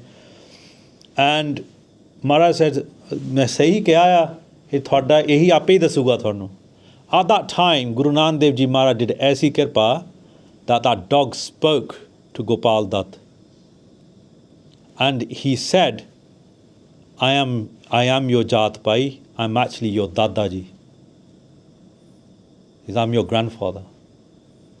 I used to do the same thing you are doing. Fakiran jire aunde si, I used to stress them out and wake up and make them worried, not let them sit and do bhajan. And one day, a sadhu came, mainu bahut tang kita ke kehde pustakan da adhyan kita tusi, what pustaks, what granths have you written and what have you studied? I wouldn't stop. And then he turned around and says, "Tu kutte wangu bhonki janda hai, mainu baithan nahi dena, ja tenu kutte di jaat hi milugi." And he goes, I got cursed as that. And he goes, with that, but the Guru Nanak Dev Ji Maharaj's kirpa is such that they've come to free me. And in front of Gopal Dutt and Bhai Mardana ji, his soul comes out in front of Guru Nanak Dev Ji Maharaj and asks for liberation. Maharaj sent him to Sachkhand. He freed him. Then seeing that, they were so shocked, he fell in Maharaj's charan, Gopal Dutt, and he asks Maharaj for guidance. And you know, we might hear in Asa Divar, Par Pustak Sandhya Badan, Sel Pujas Bagalas Madan, Mukchut, Vukhunsar, and like that Bani is recited by Guru Nanak Dev Ji Maharaj in 4 verses at that time to Gopal Dutt. And he recited it forever. So Sanskriti Slok comes towards the end of Guru Granth Sahib Ji, but actually the bigger part of it is written by Guru Arjan Dev Ji, because what happened next was the great grandson of Bishan Dutt. So Bishan Dutt was the great grandfather. The Gopal Dutt was the Brahman at that time, and then his grandsons, whose name was Hari Lal and Krishan Lal, they came to Guru Arjan Dev Ji Maharaj when Guru Arjan Dev Ji Maharaj were finishing Guru Granth Sahib Ji. So they've just finished writing, or coming towards the end of Guru Granth Sahib Ji Maharaj. And listen to this is so amazing. They couldn't get no shanti. They were scholars, but they couldn't find no peace in their mind. Ajkal jida hun apna pa kinni padhai karde hain worldly. We get master's degrees, we clock it, get PGC, this, that, and changi tarah padhde hain. Par sade vich shanti hai. We still need a guru to give us shanti, to give us that calmness. And what happens? They were so struggling with shanti in their minds because of their knowledge and the accumulation of it. They were searching their own library and they came across these 4 sloks written by their grandfather that he'd heard from Guru Nanak Dev Ji Maharaj. And they recited them. The moment they recited them, they felt peace within their heart.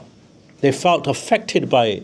And there's people who come to Sikhi just by reciting a Bani, just by reciting. I remember Gora Singh, who just came across Japji Sahib translated, and he read the translation version of it, and that's it, he was gone. Maharaj ne kirpa kiti Gursikh banaya ho. So we don't know how Maharaj is going to inspire what they're going to do. So Par Pustak Sandhya Badan, Maharaj said you can sit till the evening and recite these texts. Par Pustak means book. Sandhya Badan, you can get into Badan, conversations, debates, and dilemmas, and scholarly kind of like movements and question answers and stuff like that. Mukhchu to people konsaran. But if on your mouth you've got falsity, andar thwade kol naam nahi hai, sacha nahi hai baitha, it's not worth anything. That's when they realized that was for them. It was actually talking to them. So they brought the sloks to Guru Arjan Dev Ji Maharaj at the time when they were about to finish Guru Granth Sahib. This appears towards the end of Guru Granth Sahib Ji Maharaj.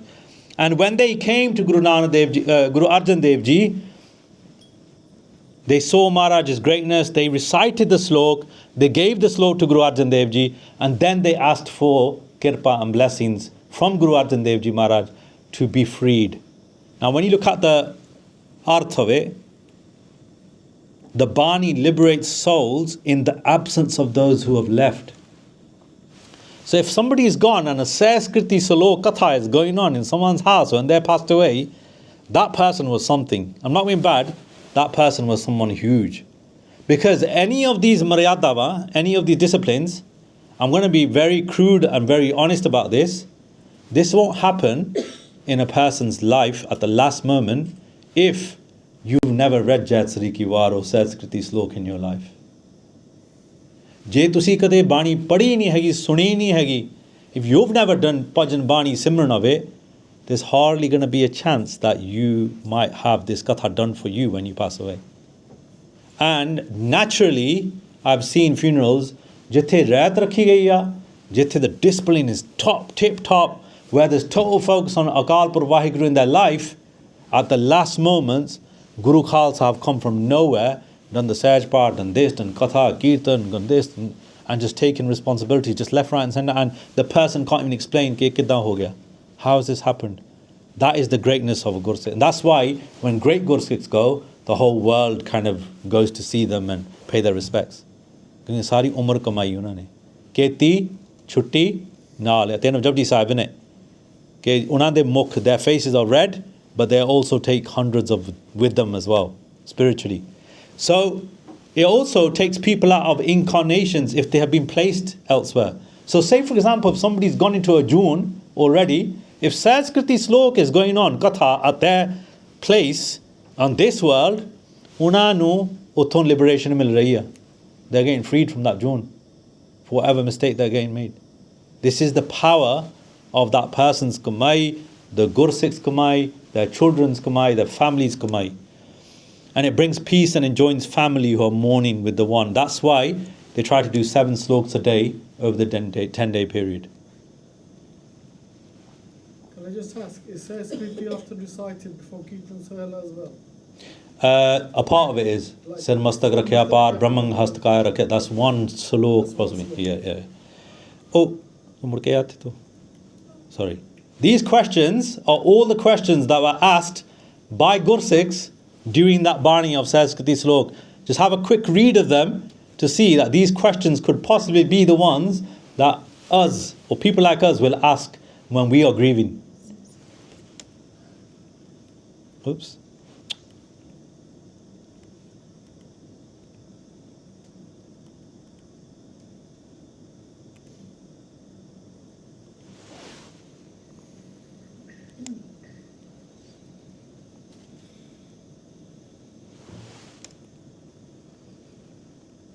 Oh, it was there.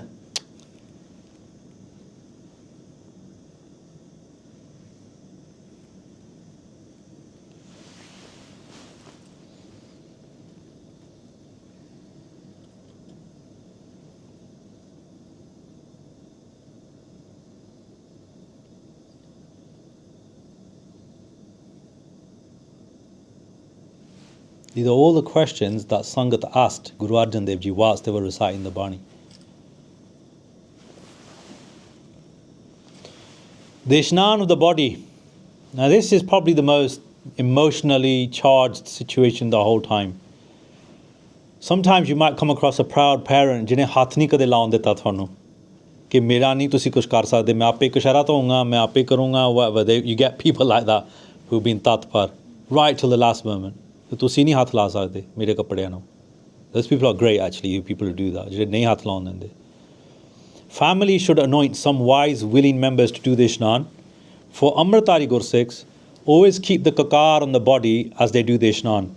So like how we do Ishnan, you tie the karpan on top of your head, you do the pinda, then you take the karpan and keep it on their body whilst you do their kesi Ishnan, and you don't remove the kashara, like you take one foot off, put the new one on, dry obviously, put the new one on as well. So you must do that in the way that the person did when they were alive. Japji Sahib should be recited throughout that whole period, and the person reciting the Japji Sahib is normally in a funeral director's place when they do the Ishnan, should be on the head side, not the feet side. Satkar vajo, it should be standing in the head side. Normally it's good just to have someone just reciting the Japji Sahib who doesn't get involved with anything, just reciting it, should, and the rest of the family can do all the other stuff. Ardas should be completed before and after the Ishnan is done, asking for forgiveness in any mistakes in them keeping Raat once it's all finished. For somebody to kind of realize reality of life, I would say they should all do Ishnan of somebody who's passed away. If you really want to understand how powerful it is and how much of a reminder it is in your lives, it will change your life, I would say, when you see that moment. Ardas should be done before and after the Ishnan, does asking for forgiveness and mistakes and keeping rest. And that seems to be a constant theme throughout a funeral. You'll have countless Ardas mein Maharaj Kirpa rakhi banate. Yogurt should be used to do the Ishnan. So I know palm olive and all these other pears and all that kind of stuff. Oh, theek ya, but Amaryada at that time is yogurt. New clothes should be put on the individual. Dastar, keski, kanga, hazuriya, and the kamal kasa, which is across the waist, should be new.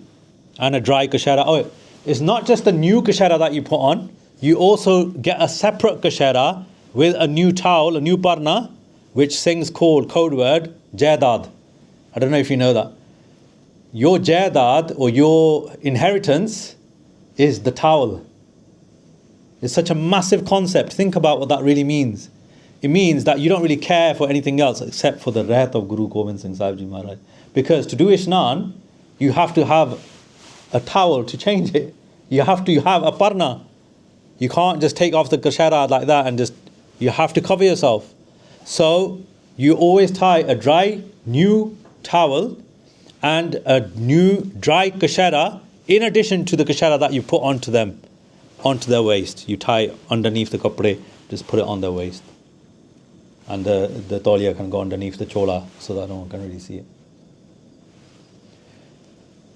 So the kara and the karpan should be kept as the individual kept it, unless something happened, like the karpan broke or something happened with the kara or whatever. But normally it should be those. Like this photo is taken up by Shaheed by Jaspal Singh, 2013. You might remember this. Young age, he got Shaheed. Why did he get Shaheed? Do you know?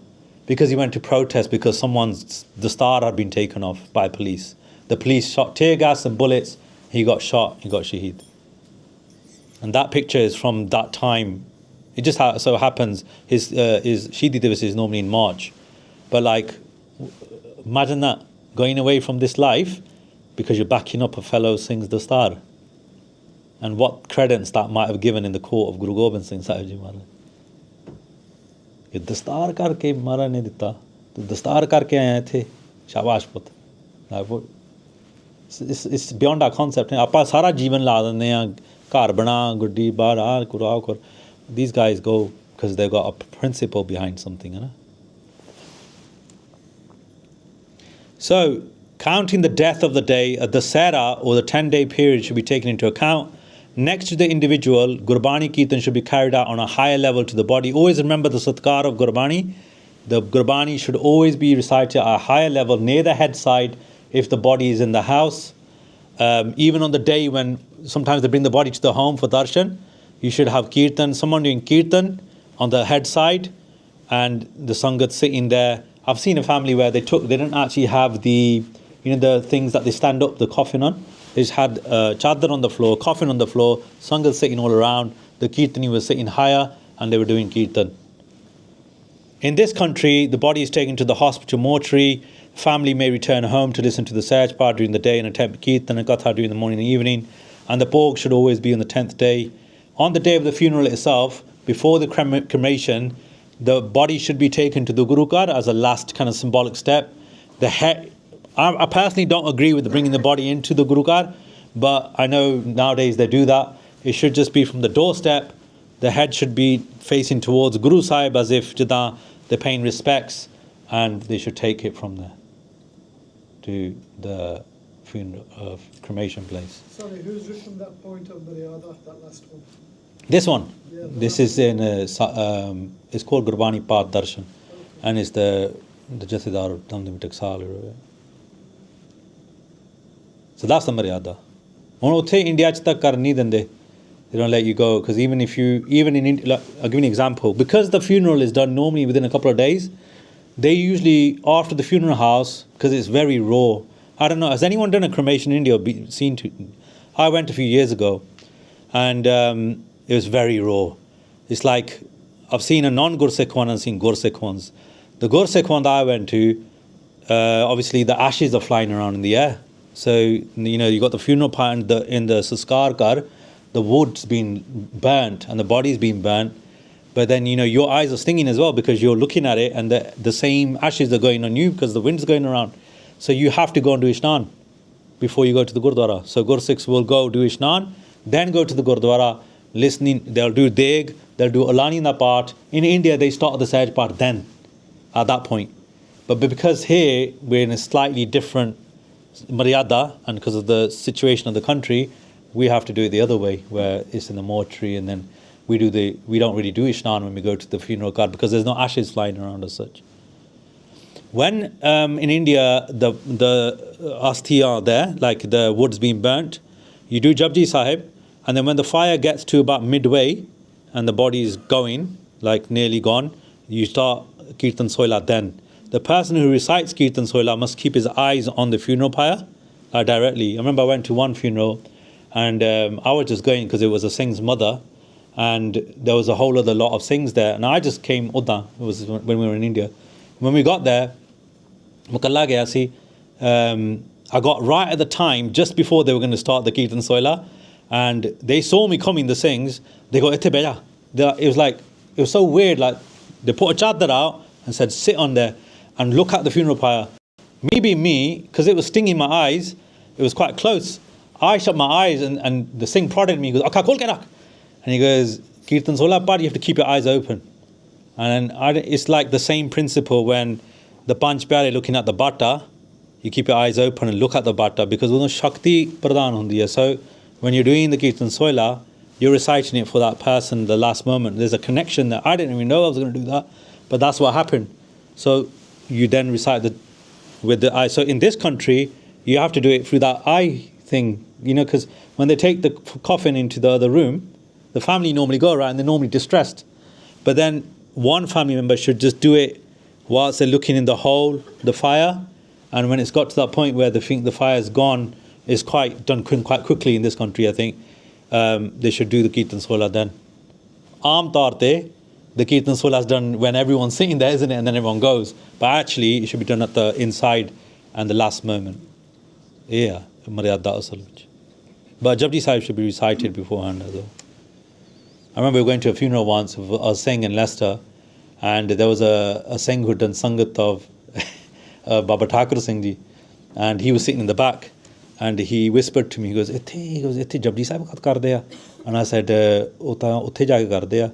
He goes, "Acha, aapa huni kar liye?" And I said, "Kar lo, thodi khushi hai." He started, and within about 3 minutes, he said, "Keti shutti nal." Like his Japji Sahib was that fast, like he'd clocked it on the way there. Agar tusi kar vi liya? He goes, "Hor inne minute lagne hain, 2 minute lagi de hunde, utte ja ke pad lange, koi gal nahi, par pata pad liya itthe gaddi chi." So Maharaj, when in India you take the body, they take it on the shoulders in a kind of like steel thing, rack thing, and they hold on, or they take it on a manja, the body. And at that time you should be reciting shabds of Gurbani. Rona nahi chahiye, pitna nahi chahiye, and you do bhajan. There was a Sakhi of a mother who would cry because her son had passed away, and then she kept on crying out more, and then one day her son appeared in a dream and said, "Mother, jire tere ek athru mere vaste ek ocean ban raha to get across. So mona kar, leave the attachment, focus on Gurbani Simran and let me go in it." And after that she got a bit stronger and moved on. So rona pitna nahi hega, as much as possible. I thought this is important. This is called the whirlpool of grief, and it's like a theory that people put through. And I looked at it and I thought, Banda comes in the river of life and the river's going down. It's a very stark diagram in a way. I respect it and love it, and I think it actually explains a lot of things. However, when I compared it to what Maharaj's Maryada is really Chardi Kala. Like it's really focused on, चल कोई ना महाराज कृपा करोगे फिर कोई गुरसिख भेज दोगे भजन बंदगी करो सिमरन करो आपा भी जाना ही है महाराज ने आप क्या कि तुसी मेरे पीछे मत मैं पीछे row C like Maharaj said, don't cry behind after I've gone. I don't want you to, because that's ignorance and not understanding what the Maryada is. Maharaj is saying that the soul has already gone, it's going to move on, it's momentary. This body is just for this lifetime, but it keeps going and coming.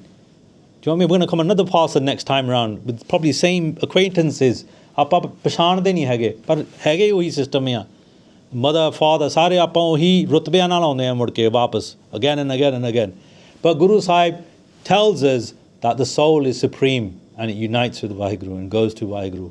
Maybe you said when you do the Bani and all that, right, then your soul is liberated. If it's liberated, how can it come back again? Because it's up to Maharaj. Because it's up to Maharaj whether he wants to liberate you in that moment or whether he wants to go send you back again. Like Shaheed Singhs get a choice. Just Shaheed Singh on there.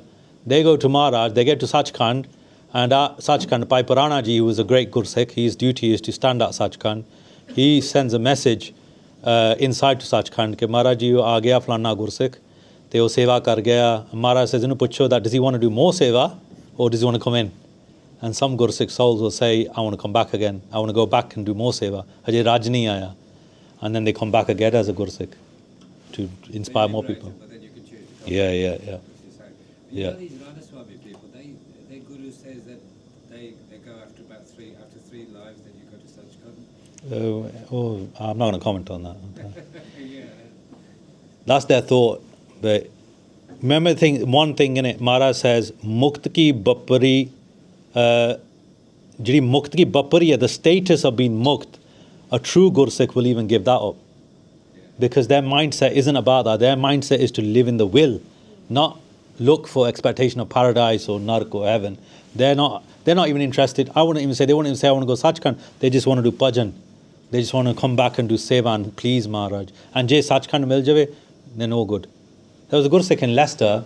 He used to be really scared of him actually. And we used to call him Kadya Wala Baba because he had 100 kadya on his hand and he used to make deg. So I might have explained this before actually. And what happened, he used to make deg in one Guru Car, go from that Guru Car to another one, make deg there. Not lal hunda si, like one of those old Bratan, old guys, Bude, like 6'2" type, like Papa Jawan, don't give a, he tell you off, you've got wearing a t-shirt in the Gurdwara, that kind of Baba. And he said, all you used to hear the kade going on, making deg in the. What happened with him? Both Abhyasi he died. He died. This is true. I'm not making this up at all. He passed away when he went to Dharamraj. The Chetan and Gop, the angels who come and read whatever your lekha is, what you've done during the day and during the night, they said, "Oh, galti ho gayi Maharaj," to Dharamraj, and they go, "Appa is name da banda jada si, he lives on the same road, but appa enu le aaye by mistake. We picked the wrong guy." And there's a Gursikh, he used to do seva Guru Tegh Bahadur Gurdwara Leicester. Him being him, he goes, like, they go, inu mudke bhejna padna hai. Dharamraj says, we have to send him back to the. He goes, I'm not going. Wo ad gaya. He goes, I'm going to go to Sachkhand mein. Jate maine Sachkhand nahi leke jande, main nahi jana hega. Jo marji kar lo. Sari umar deg banaunde the.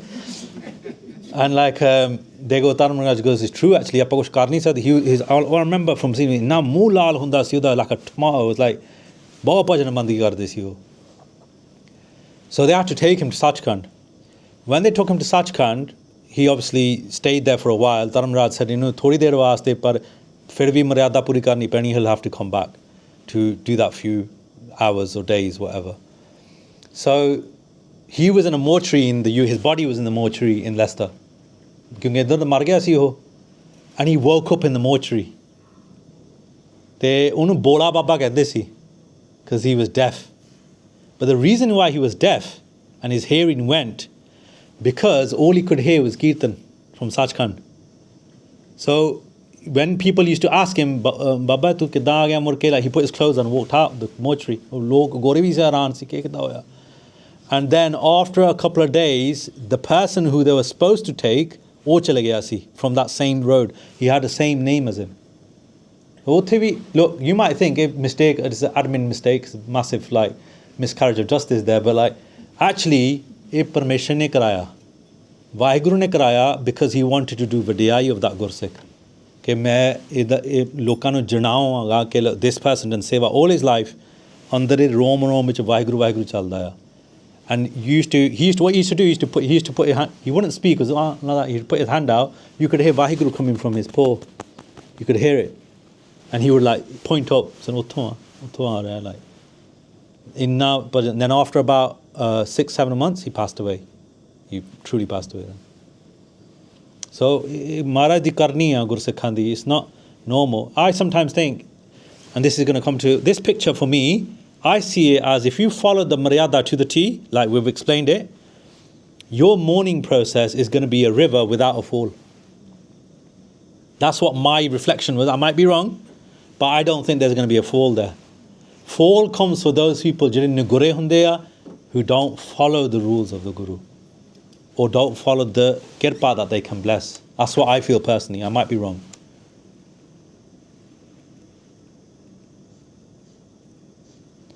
My first experience of death was about 1990. I was about 11 at that time. And I remember my dad getting a phone call from India and hearing that my taya had passed away. And I've never seen my dad emotional, but he let out a whimper, like a cry, like in front. He was sitting on the set here, I still remember it. And I was sitting on the floor and I looked at him and I said, "Ki hoya?" And he said, "Panchi guzar gaya." They used to call him Panchi because he looked really thin. He used to work in the buses in Delhi. And but seeing my father in that emotion at that time made me realize that death is not without emotion. And that was my first experience of it. But I also realized the strength that my father showed at that time. Because wo bhajan bandgi, bani paran wale si, Kirtan karde, you know, they taught Gurmukhi and stuff like that. But seeing him react to death in that way, like holding himself together, that kind of for me was a big thing. Like, okay, that, you know, that's what I'm going to try and do myself then. Because that's what my perception of it is. Second experience of death was when I finished uni, and it was a young friend of mine. He was 21. He wasn't a Gursik. He was out night partying, came home, and swallowed his own puke, and passed away that night. I remember that was the first body I washed. And it was distressing because obviously the family were distraught. The only son in the family, post-mortem done, so the body was all cut up, and like blood was seeing me now. And apologies for if it does affect him or makes triggers anyone or anything like that. But like it's the truth, innit, what happened. And at that time I was properly shocked. Okay, banda ida bhi janda hai.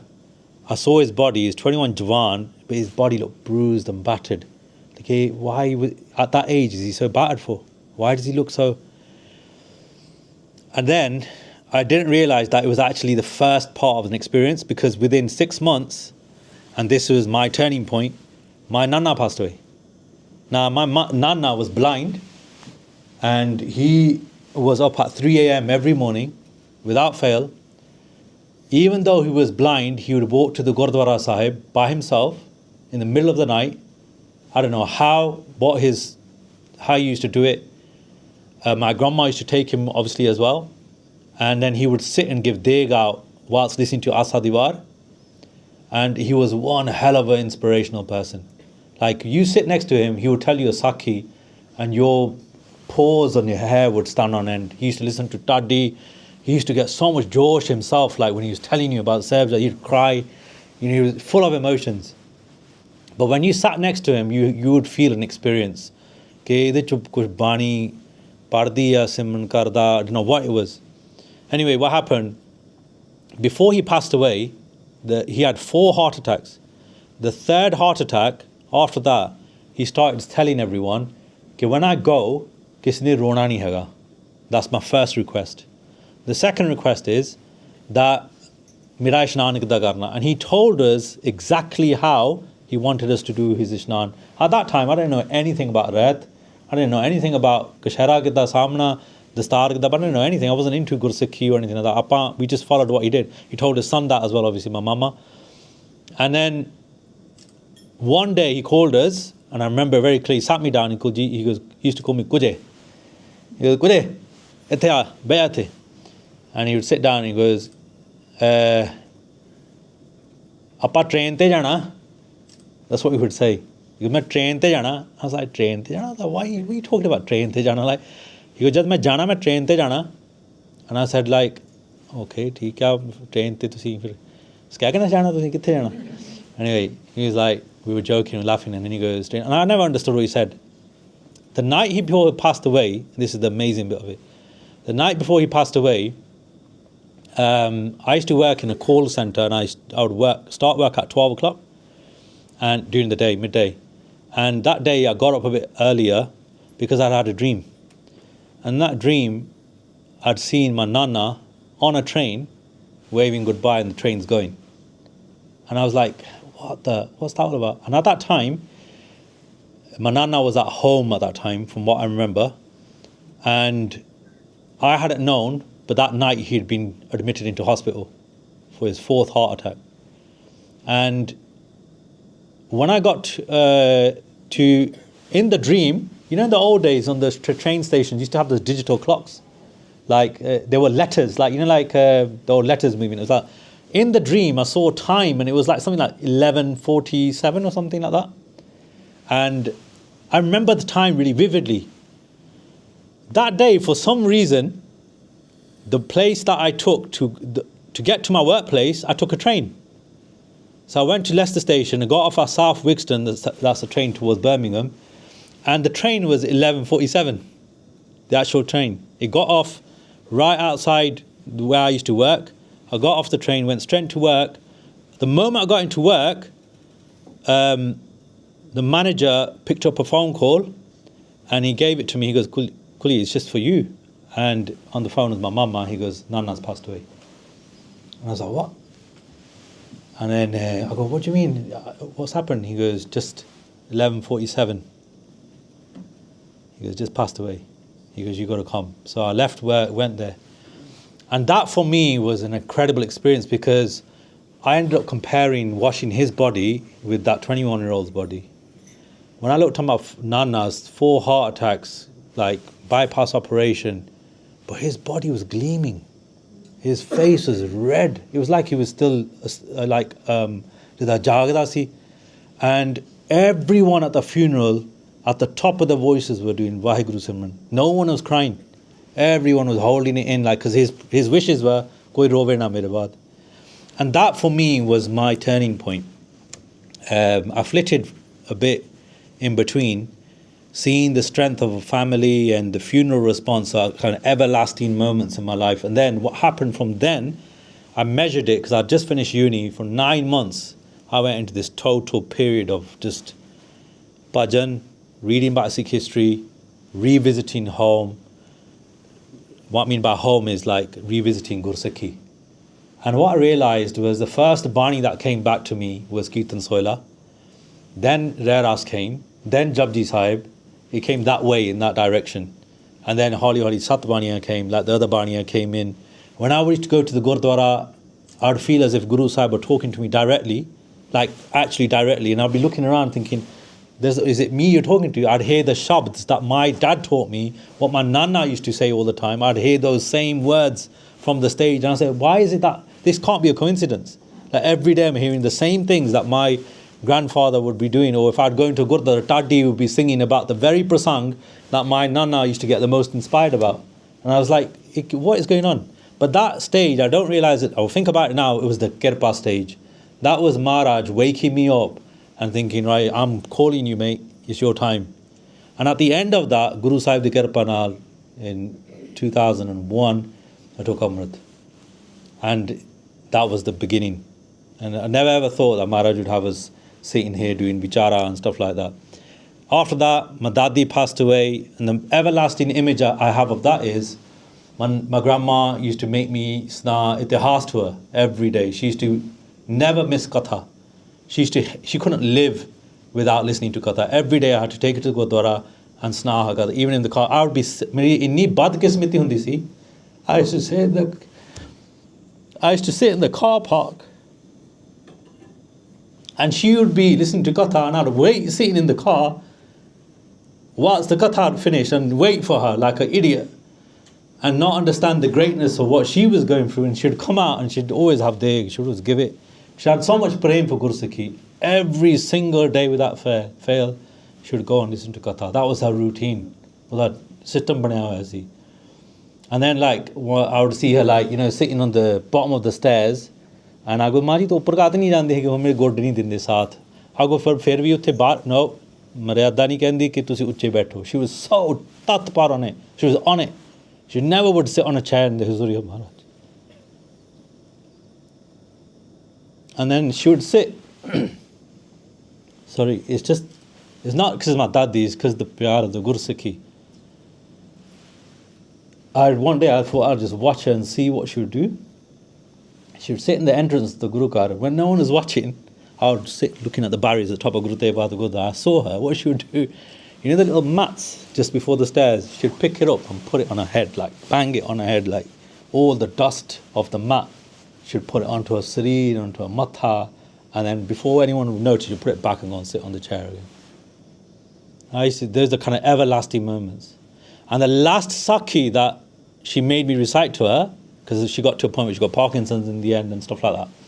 The last Itihasik Sakhi was when Guru Hargobind Ji Maharaj go to the Mata in Kashmir. She's a Buzurg Mata who's made a shirt for Guru Hargobind Ji Maharaj to wear. And Maharaj goes all the way because she hears about the greatness of Maharaj from someone else. Ki Maharaj Sondeya. Maharaj travelled all the way from Amritsar just to see her. They knocked on the door, she got the shirt, and she gave it to Maharaj. Maharaj ne panaya, Maharaj wore it, and the next day she gave up her sareer, and Maharaj did her chanda. Maharaj put the light to her funeral pyre.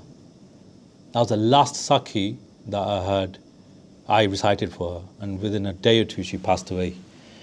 But the most poignant moment, and that Singh knows who he is, but he vicharda vi ਸਾਡੇ ਵਿੱਚ. I didn't even know this Singh. This Singh randomly travelled up from London area and came during the period of time at our house just to help out. I didn't even know him properly. I'd met him once or twice in camps. I didn't even personally know him. I had no Rishtadari whatsoever.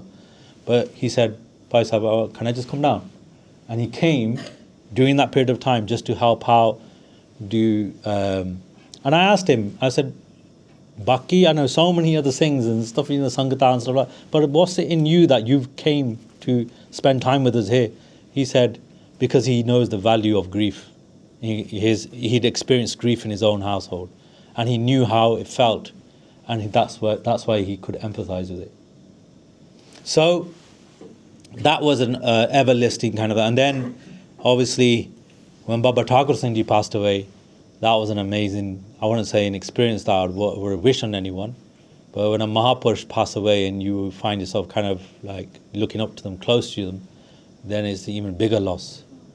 And I remember when we found out, it was about 3 a.m, got singing ready, we did Ishnan, went to the Gurdwara Sahib, told the Granthi Singh to do Ardas Binti, did a Hukamnama, and we went home. We had a habit of studying the Hukamnama after every time it would come, and the Sakhi in there was about Bhai Parana Ji, and because we were thinking we've not spent much time with the Mahapurush and they've gone, like we got really little time, and the Sakhi itself was Bhai Parana Ji. He sees a merchant struggling with a massive load, so he goes to the guy, he goes to Minu aha load farade Bhai Parana Ji Mahapurush Brahmgyani at the time of Guru Arjan Dev Ji. He goes to the merchant, why don't you give me the bundle?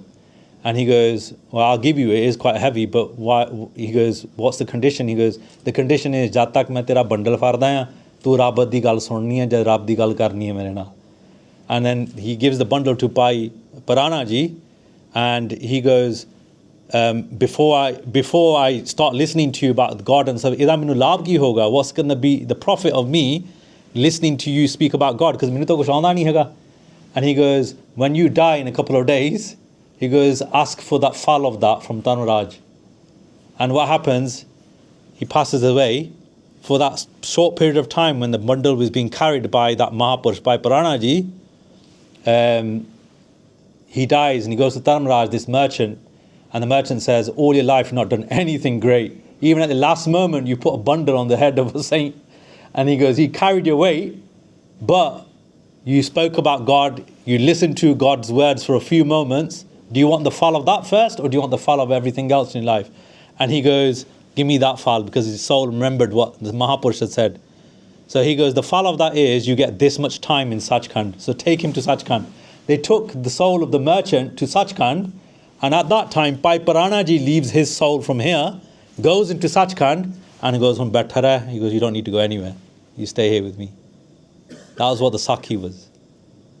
And obviously, to hear that, another experience of death of a saint, and to hear that Sakhi from Guru Sahib themselves in the Hukamnama, like that, it was just a brainstorming kind of experience. But that's how Maharaj affirms your faith.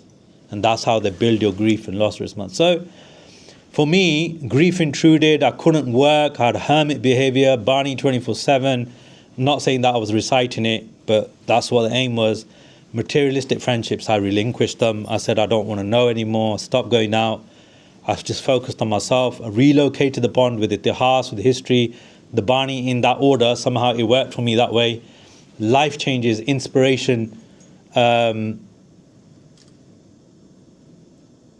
What disappeared for me was the peer pressure. It's supposed to be peer pressure, not inspiration. And restoration response was there. I developed a new bond, a new yearning for Gursikhi. And one of the biggest things, Mama Nana passed away. The Granthi Singh, who came to do the part of the Sahaj part, he used to be the head Granthi of Takht, Kesgarh Sahib. And in amidst the part, he pulled me to the side. He goes, "Kuljit Singh," he goes, "Tu dari katta hai?" I used to cut my beard at that time. And he goes, "Tu dari katta hai na?" I go, "Haan ji Maharaj."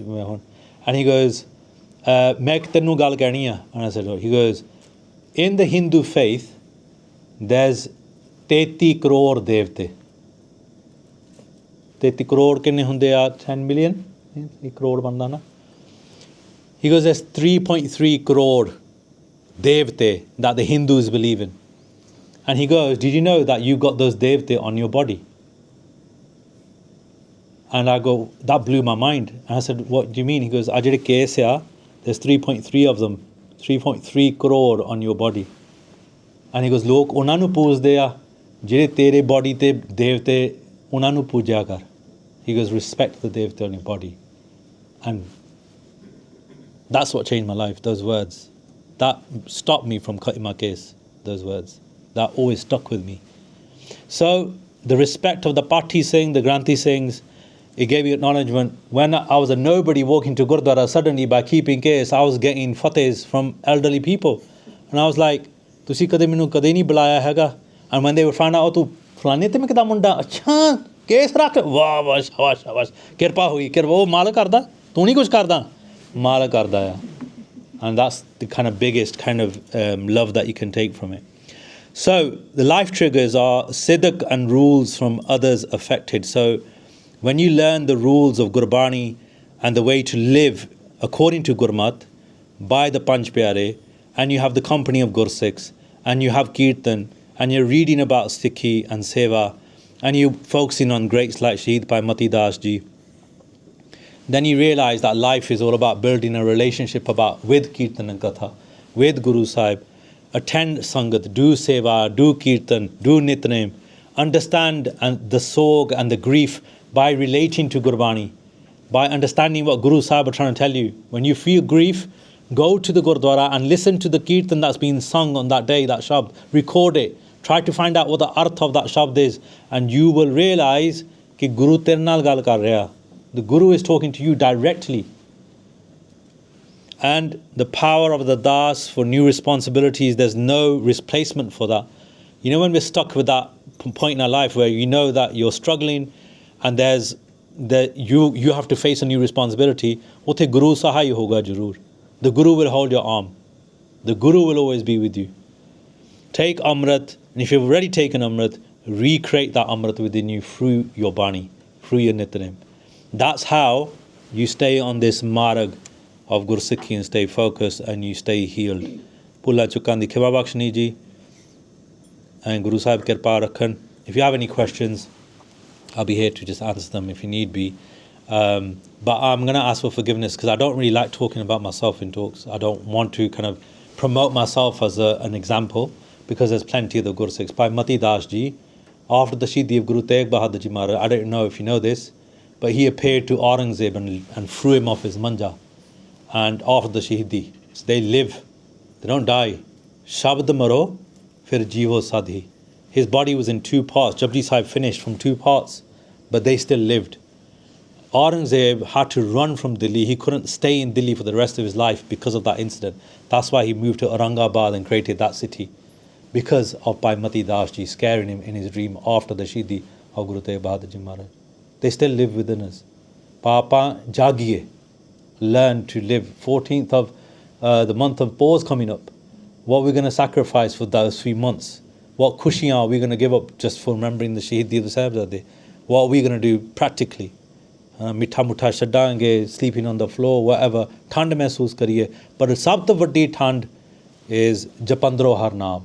Naam japiye, bani padiye, vad to vad bani padiye is meene vich. That's going to come in po. And that's when we're going to be giving truly sustenance to our life. So Pulla Chokandi Khima, I probably missed loads of things in saying, sharing these thoughts. So please forgive my mistakes. WhyGuru Ji Ka Khalsa, WhyGuru Ji Ki Fateh.